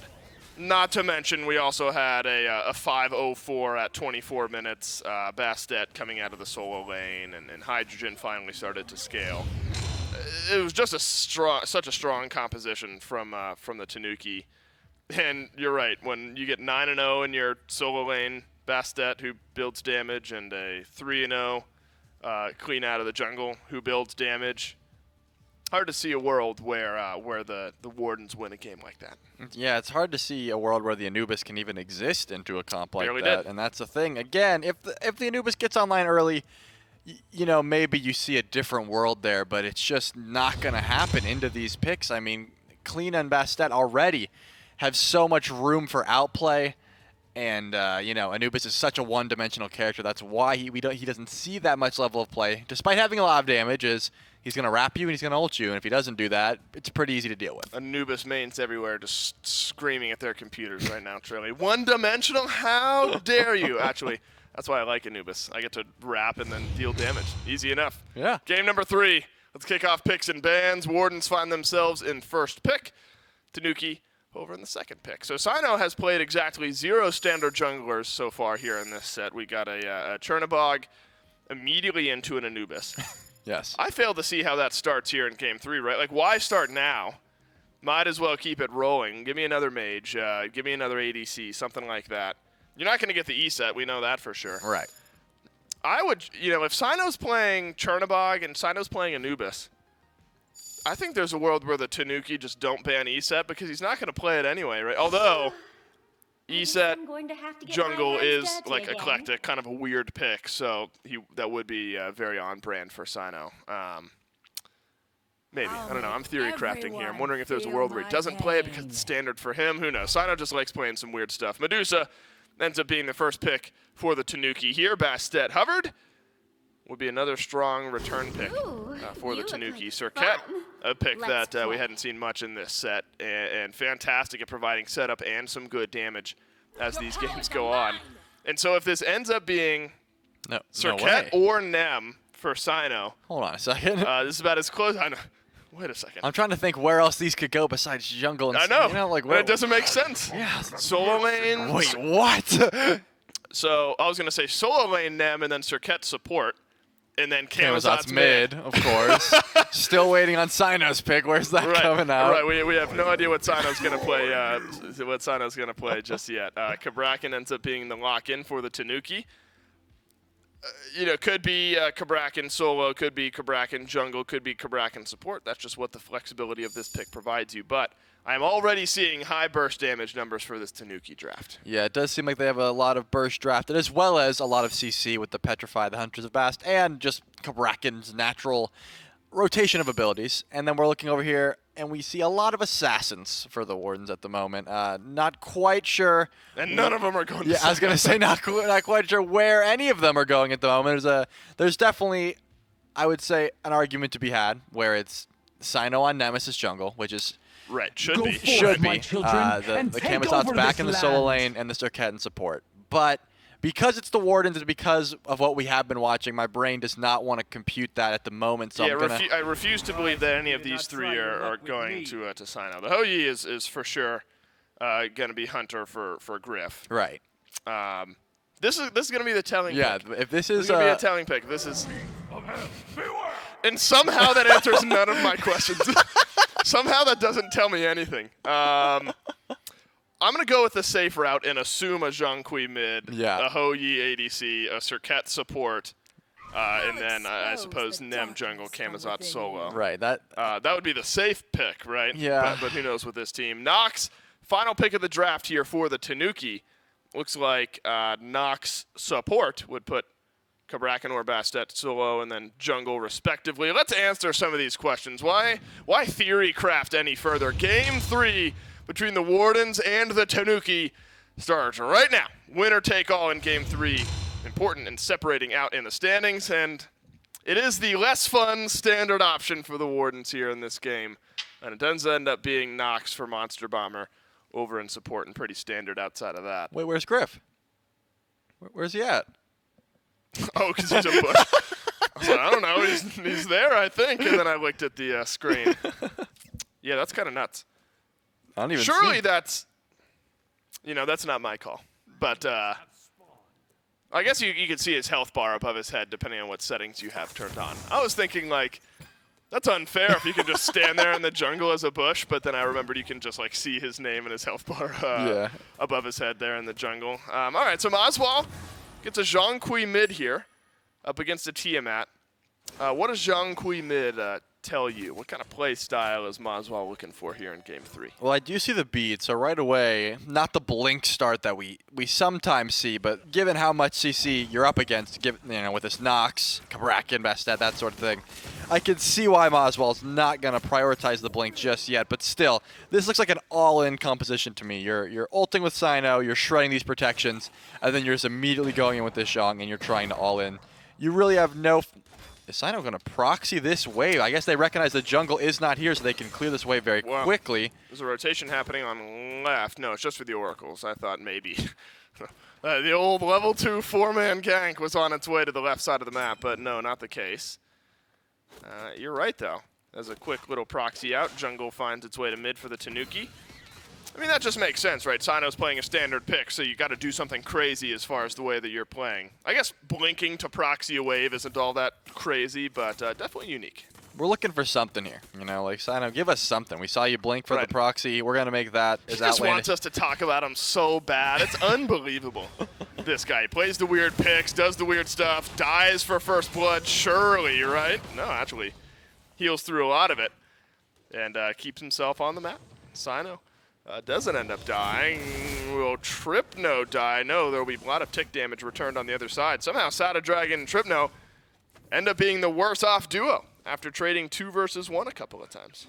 Yeah, it's very difficult to deal with Zhang Kui early. It's very difficult to deal with the Zhang late as well. The duo lane, I'm seeing a lot of pressure. Monster Bomber very consistent on these shadow locks, so Gino really can't do what Serkets want to do. You can't just be aggressive and just poke up and try to get as many Cobra's kisses off as possible as Sino is behind the tower right now. This is what we were looking for, Dave. I am tired of this guy. I'll tell you what. I am tired of Sino. I can't stand it. You're gonna play Chernobog, you're gonna play Anubis. Walk between tier 1 and tier 2 towers. No, it makes sense. It's buying space for the red buff to get invaded for the rest of the team, realizing that the Wardens have some pressure.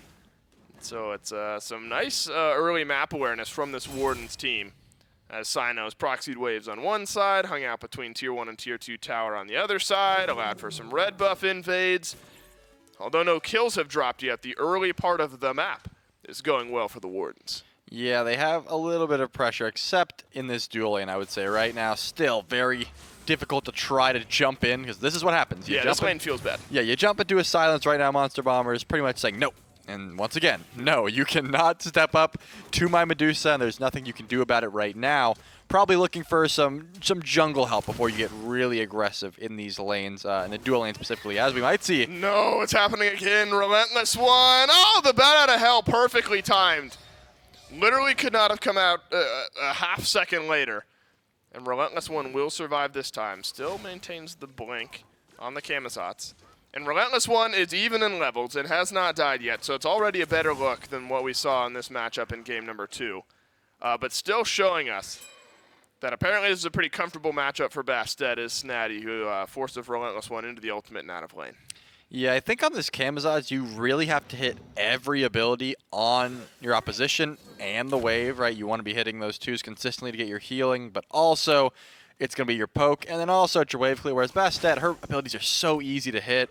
They're all very large AoE abilities besides really the root, so you just have a lot of damage that you want to try to confirm, but it's also hard to hit. Whereas the flip side, Bastet just, pretty free-spirited in that lane. You can kind of throw your abilities out as you want, so it makes sense that Snatty is going to get a little bit ahead in the early game. Late game, though, Relentless one probably not going to have a good time either, I will say, because Bastet just goes with this full damage build. Which do you prefer, the one where you have to hit everything or the more free-spirited, free flow? Because I'll tell you right now. No, I definitely prefer the anyone where I have to hit every single ability is already out of the question for me. So if you're trying to sell me on either of these two picks, because there are people out there who are thinking I can hit everything and therefore Camazotz is the pick for me. No, I want to be free-spirited, free-flowing, over in the solo lane, throw out some abilities, get some free damage. You've sold me on the Bastet pick. Would you agree? Would you go Bastet or Camazotz if you pitch yourself in the same way you just pitched me? No, believe me, I much prefer the Bastet. Yeah. Even if you are hitting everything on Camazotz, Bastet is just more fun right now, I would say. Her ult, if you do land it, which in this imaginary scenario we've already said I will land it because I can hit everything. You can hit everything, right? Yeah, it's just so much more satisfying than a bat out of hell. That's just, yeah, you're right. I mean, toss out a couple cats. They're going to damage Relentless one down to half HP. I'm feeling just fine with that. And so even though the kills haven't dropped, Relentless one is just forced back what feels like on cooldown. As Sino goes something a bit unique from what we've seen junglers build here as of late. Ends up being a stone-cutting sword pickup on the Nemesis, item that definitely has its value. So we've seen them itemized a couple of different ways, ability-based and more auto-attack based, and stone-cutting sword synergize as well. Yeah, Nem obviously is wanting. We've seen this sort of rise of the pen build, as you say, with the the Yones, maybe the Berserkers, the Hydras, that sort of thing. But Nem is also a tried and true auto attack shredder. She does really want to get these auto attack items online, and it's going to come online late game very hard. As Snatty might actually take some form of damage. What dream world are we living in? Oh, there's the dream. Shadow Dragon goes to sleep before my eyes in the mid lane, as Sino and Moswell both drop their ultimates, and that's first blood. On over to the Wardens, and Sino more specifically grabs first blood on the Nemesis. Gino in behind Hydrogen here, who does have beads. Gino also has a rune-forged hammer. You gotta dodge out everything, and you gotta use your beads perfectly. Hydrogen well-timed. Beads on out. And Dominance first item for Hydrogen. You'd think might buy some lane pressure. Snatty sends out one cat, jumps in, jumps out. Sino taking up the tower. One more shot would have gotten it done, but the Nemesis lives. No blinks available either, so Snatty's not going to be able to chase that one away. Might be looking for Relentless one here, but don't look like there's going to be a chase opportunity. So now we're back in the duo lane where the purple buff is spawning, and Gino still getting very aggressive here. We already saw that Hydrogen used the beads here. Monster Bomber just trying to keep this buff alive. Tripno's here, 3 versus 2, and good opportunity for the Tanuki. And the Wardens agree, and so they will head out and away. Relentless one has ultimate. Snatty does not. Could it be? No! Shadow Dragon rotates over, ruins the fun, and Relentless one won't find the solo kill in this lane. And instead the Kabrakan rotates over and helps steal away the blue buff, you think. But Sino is here on this side of the map as well. That's a lot of damage on a Relentless one, who's being chipped away and taken down by Shadow Dragon.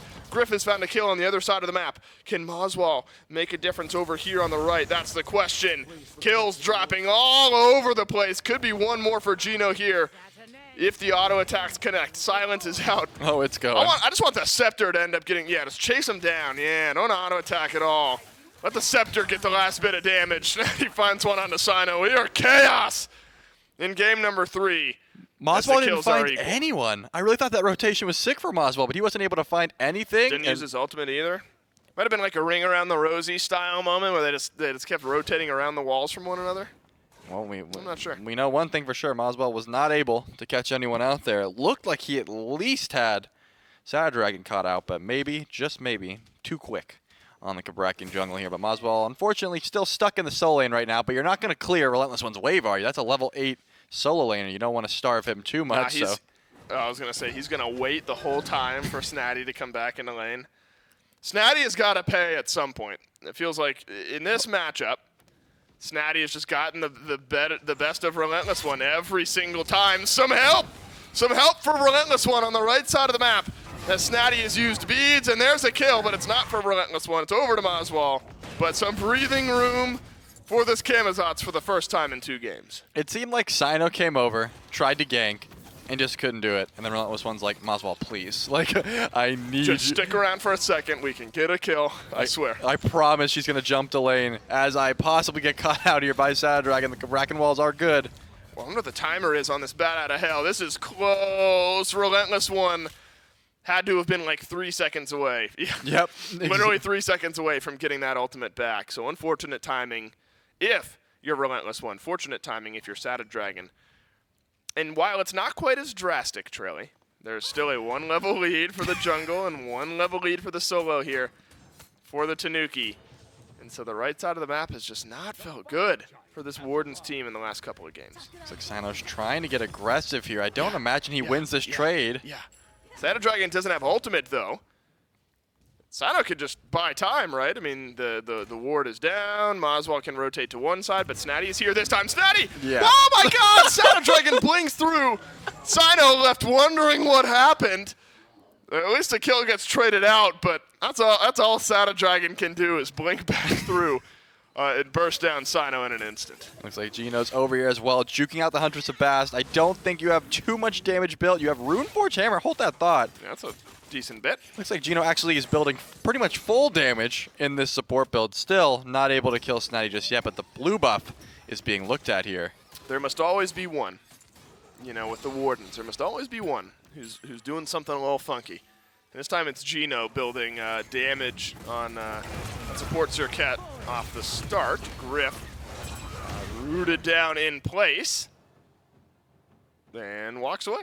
The Sino was close by. I figured there'd be enough damage there, but Monster Bomber and Hydrogen don't end up chasing on through. Moswell rotation in behind. Ultimate opportunity for the Zhang Kui. Just a couple more ticks of damage is all he needs, and Sino's the one to provide. Monster Bomber now on the run as Sino will drop out of tower range. Moswell on a killing spree, and the Kaolin Wardens starting to warm up a bit here in game number 3. Yeah, I'm seeing the level 13 3-0 Zhang Kui, who's already stacking a fair bit of this Warlock Sash, and I'm seeing a very difficult late game ahead for the Tanuki because really, you're trying to lock down this Zhang. I'm imagining Moswell either itemizing into Blink or Aegis here. Either one is going to make their life pretty miserable here.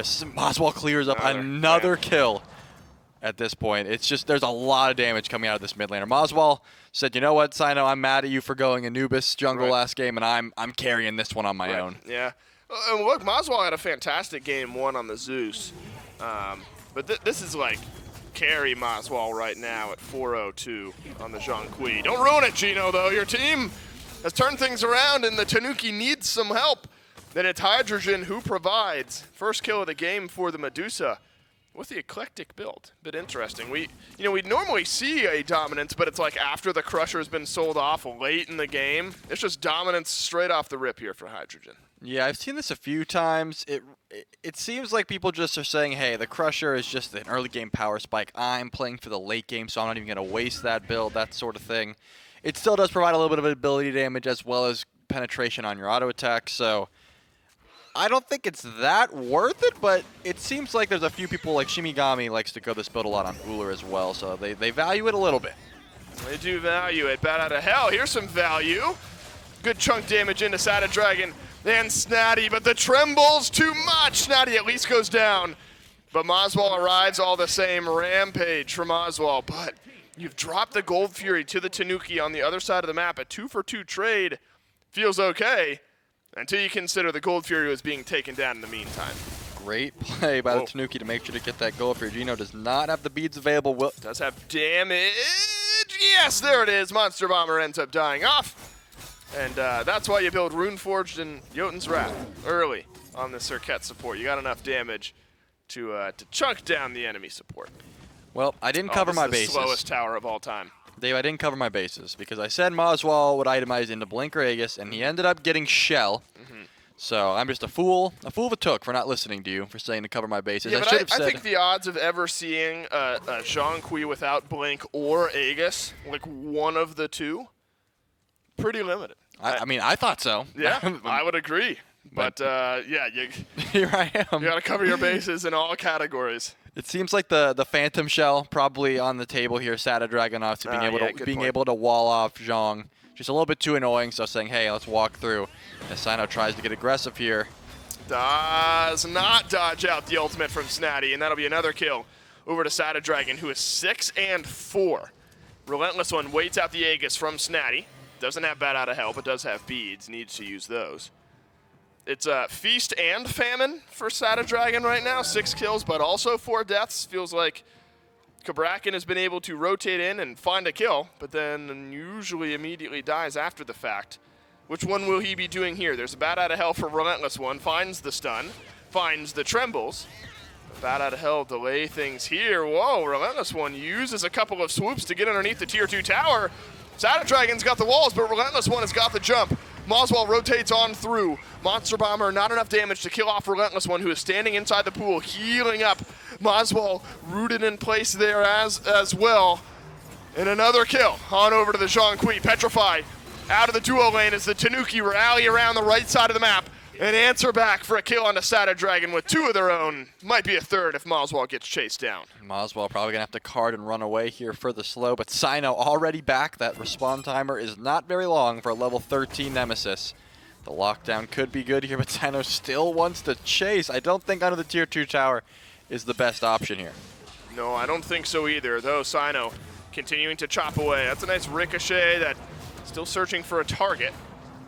Sino gets pulled back in. Moswall will survive, and it seems like Trilly can finally take a deep breath. Somehow Moswall does not end up dying off. Looking at Sada Dragon, as you mentioned, as Griff gonna have to juke out the pounce here probably, but this time the stun will be enough to save his life. Sada Dragon 6 and 5, but 0 assists.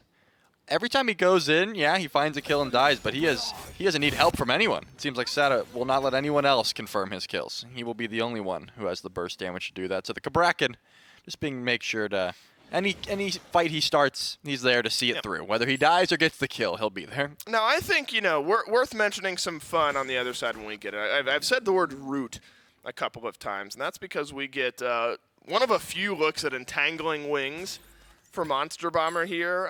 It is the upgrade to Sprint, of course. Root Sprint. Right, Root Sprint, effectively. Anyone in the area just gets rooted for a second. And so Monster Bomber has been using that liberally, just walking towards the enemies and rooting them down. So if you see those kind of little vines grasp up and somebody on the Wardens not moving anymore, odds are Monster Bomber sent something out. If you see Hydrogen not moving anymore, it's because he got ganked by Sino and sent to the grave. What if I see Sada Dragon not moving anymore? If you see Sada Dragon not moving anymore, it's because Moswall's unstoppable and ran him down. That is a lot of damage from the Zhang Kui. Play around the Zhang Kui is maybe the name of the game here from the Wardens, and shut down the Zhang Kui should be the Tanuki game plan. Yeah, it's going to be difficult here. 7-0, has a fully stacked Warlock Sash. Soul Gem online as well, as Gino is going to start with a Blink here. Tripno probably has a large avenue just to run under Phoenix here. I can't imagine. There are still 2 towers in this lane. Why are we here? There's the root. Root Sprint. Double root, as Moswall stuck in place for so long. And I guess we're here because Moswall is 7-0 and can do no wrong here. 1 swoop no, 2 swoop no. As Aegis will officially usher Relentless One out and away, you'd think. But as I've mentioned, still both towers remaining in the mid lane, and so we are purely looking for kills if we were the Kaolin Wardens, and no more kills were there to be found Primal Fury is close to respawning. There's a Pyromancer up on the right side of the map as well. So we are back in the zone, Trilly, of having some stuff to fight over here in the next couple of minutes. Yeah, looks like there might be a grouping around here, finally. Looking at this Gold Fury, the Tanuki are actually going to be the ones to pull it, but Griff has spotted this out immediately, and Moswall is here. Yeah, Moswall is here. That's who you really need. Half health Sada Dragon before he can even walk forward. Ultimate out of Griff as well. Finally a kill, but it's Monster Bomber who gets the shutdown. You love getting a shutdown, but the support is the one who gets that unstoppable shutdown worth of gold in the back pocket, and you might not even be able to survive anyway. Gino is in on the chase. The health bars are so low, but the Wardens won't be able to chase this one out unless Gino jumps over the wall, which he does, connects for a lot of CC, sends Hydrogen right on back towards the wall. Now Griff leaps his way on in, a couple auto attacks missing, and somehow Tripno and Monster Bomber will both live. Somehow Hydrogen will stay alive. No one was able to finish those, as Snatty might actually be able to find a kill onto Sino here, but it looks like not enough damage, and the retreat is on. I can't believe that it was only the trade Moswell for Sad Dragon that happened about, what, 45 seconds ago or so? So quite a long time for people to juke around with 1 HP there. And the Primal Fury still stands tall. No one was able to take that one either, so just kind of chasing those kills down as the Tanuki are trying to get back as quickly as possible, but it looks like Gino will be able to lead the charge onto this Primal Fury. Gino getting back in range. Primal Fury down to half HP. Snatty also at half HP. Gino rooted in place. The Tanuki take down the Primal Fury. Thought there might be some intrigue there, but with only Gino in range, not much to be seen. I said feast or famine about this Kabrakan earlier on in the game. Was a lot of feasting happening. The food stores have run dry for Sada Dragon here as of late. Was 6-4 at one point, now drops to 6-7. Sada's hungry. This is a call. Yeah, he's starving, parched for a kill. Maybe around the Fire Giant one could drop. Fire Giant down to half. Tanuki are close by. Monster Bomber ends up getting stunned. Good damage out of Griff. So he drops the Suns on the front line of the Tanuki. Sino wants some more though. Ultimate is there, but it's on a Monster Bomber. Swoop on through, and Relentless One finds the first kill. Gino's got the second, but the in and out from Snatty trades one back onto Sino. Relentless One suddenly starting to warm up here in game 3. Has a double kill. Tripno's on the run. Looks like Hydrogen is just going to split push on that left side while Tripno is still being chased. Of course, the Wardens were not able to pull that Fire Giant there, just finding 3 kills for the cost of Sino, and that tier 2 tower is going to drop, but it seems like Tripno still undying in this game and will not fall just yet. I have to imagine the Pyromancer is what's going to be looked at here, but it looks like they are trying to pull this FG. They don't have the HP for this. Yeah, I don't think any of these 3 want to tank up the Fire Giant. Just maybe damage checking. The FG seeing what's what. Tripno close by. You'd love to get a kill onto Relentless One or Griff if you can, but too far away and too much damage would be returned. So you got the baby Fire Giant and 3 kills for only dropping 1 if you're the Wardens. But it's like the same thing as game 1, where all the kills and the objectives and stuff are going to the Wardens, but the gold is like unmoving. But the experience is. It's 4,000 XP for the Wardens, and gold is negligible. It's happening again. Game 1, when it went this way, though, did go to the Wardens. So if history repeats itself, should be a game, would be a game 3 win here for the Wardens. Yeah, it still seems like Moswall is able to not only get a massive amount of damage off before he falls, but just any time an engage happens, if they are around this young, they have to watch their positioning and try to back up, as Moswell is going to hide behind the FG here. Maybe the Tanuki will get a little overconfident thinking he is gone. But still, just looking at Relentless One at the moment. Has Bat Out of Hail, not available just yet.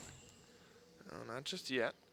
Needs it, because health is down to half HP for Relentless One right now. The Fire Giant actually pulled by the Tanuki. Ultimate's ready to go for all 10 players here in this game. Fire Giant not taking that much damage. Gino has to use the beads. He uses it for reinitiation, but ends up getting pulled right back through by Snatty into the back line.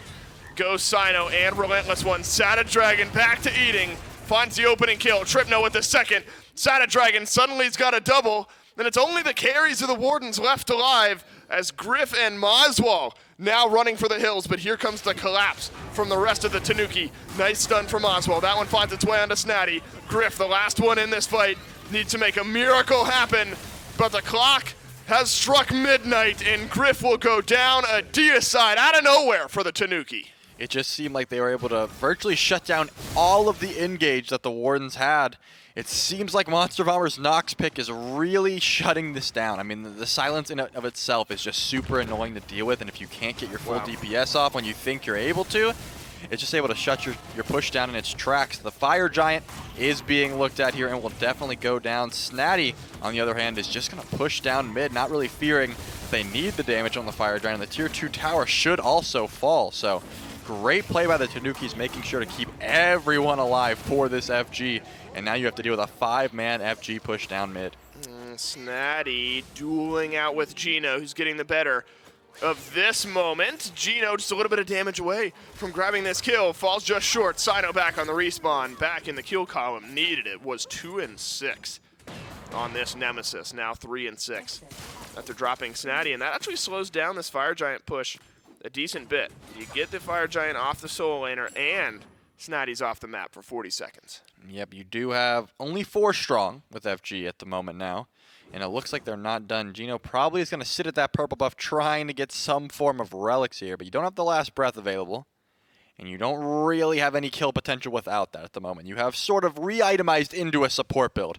After with the Rune Forger and the Jotuns, now a Thebes and Relic Dagger, so I don't think Gino's going to be 100-0ing anybody anytime soon, but maybe just trying to strip some relics. As finally Relentless One and Moswall are sort of joined around this purple buff. Look at the Tanuki. They're just sitting there as a squad saying, hey, let's not push up until we have to, but now finally starting the trek towards their red buff. Gold Fury. I guess the gold gap is still close enough where Gold Fury feels nice, but you got to do this quickly. You sure don't want to lose another big fight if you're the Wardens for this Gold Fury. Now, like, get out is what Relentless One is thinking. Bat out of hell, triggered, and escaped. So the Tanuki drop a very small, drop the ball a little bit. It's not huge, but a little bit of gold finds its way back to the Wardens. More so, it's taking possible gold away from the Tanuki at this point to snowball out with the 2 remaining minutes of this Fire Giant buff. Already, mid and left Phoenixes are open. And so that's where the Tanuki will turn their eyes. Great opportunity to find some win conditions here on the map. My eyes are still on Monster Bomber at the moment, seeing if they can find any sort of Nox combo to start this engagement. The root sprint is here. And you already know that there's some priority targets that need their beads down before this fight can begin. Obviously, all 5 are available currently, and Sada's going to start him with a blink. Whoa, Sada Dragon has separated out this fight. Sada Dragon's the only one who's taken any damage. Gino is alone with 5, and somehow doesn't lose that much HP. So the initial onslaught leaves a couple members of the Wardens a bit lower than a couple members of the Tanuki. 4 ultimates, though, now missing for the Tanuki. 4 ultimates, make it 5 missing from the Wardens. Can Petrify make all the difference in the world? Find out as we continue the saga of the Tanuki versus the Wardens, which could be coming to a close here at any moment. The Tanuki in a commanding position after being behind for a decent amount of this game in the experience department. Never that far behind in the gold department.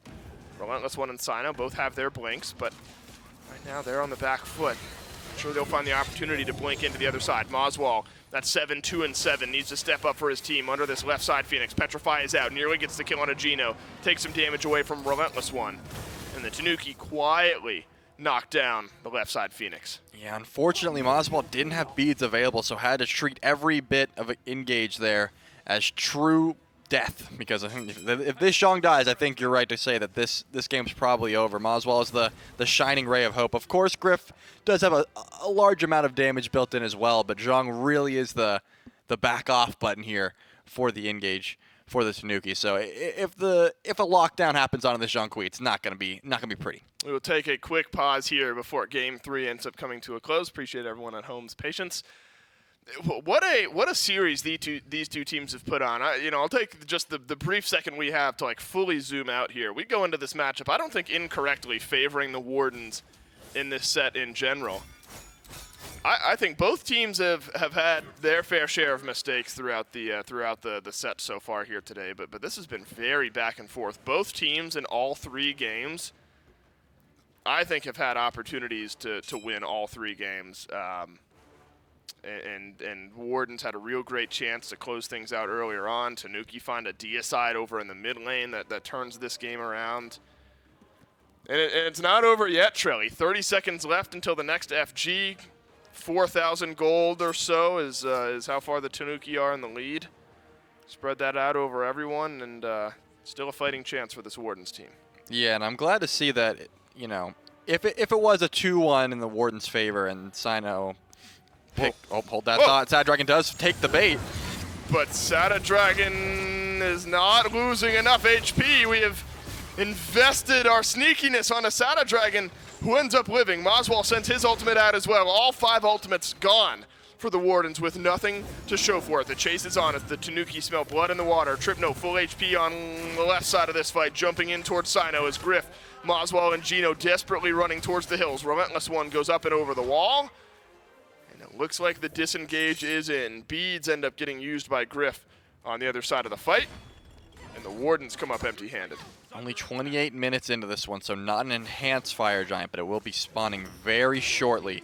And it doesn't even look like the Wardens are going to show face on it. It was just spawned up too quickly. Unfortunately, that gank for them did not work out. But yeah, as we were saying, you wouldn't be wrong to assume going into this set that the Wardens were able to take this one just by sheer name recognition alone. But after game one, you know, maybe you had some sort of doubts. Of course, once you see that Anubis jungle, you know, that's one thing to say, like, hey, that was the reason they lost. But now, a relatively normal team comp for the Wardens. Sino is on Nemesis, arguably one of the better jungles in the game. Yeah. And still, the Tanukis are standing strong. Not just standing, they're winning. They have the Fire Giant. They have the lead. A Phoenix is down for the Wardens. So all things considered, I would say they have more than shown that they are capable with hanging, and they're pretty close to taking this set. I love Sided Dragon's build right now, just purely on my own personal preference. The Calamitous Rod of Tahuti on the back end of a stun is going to drop a meteor on someone's head, and so I'm very excited about that.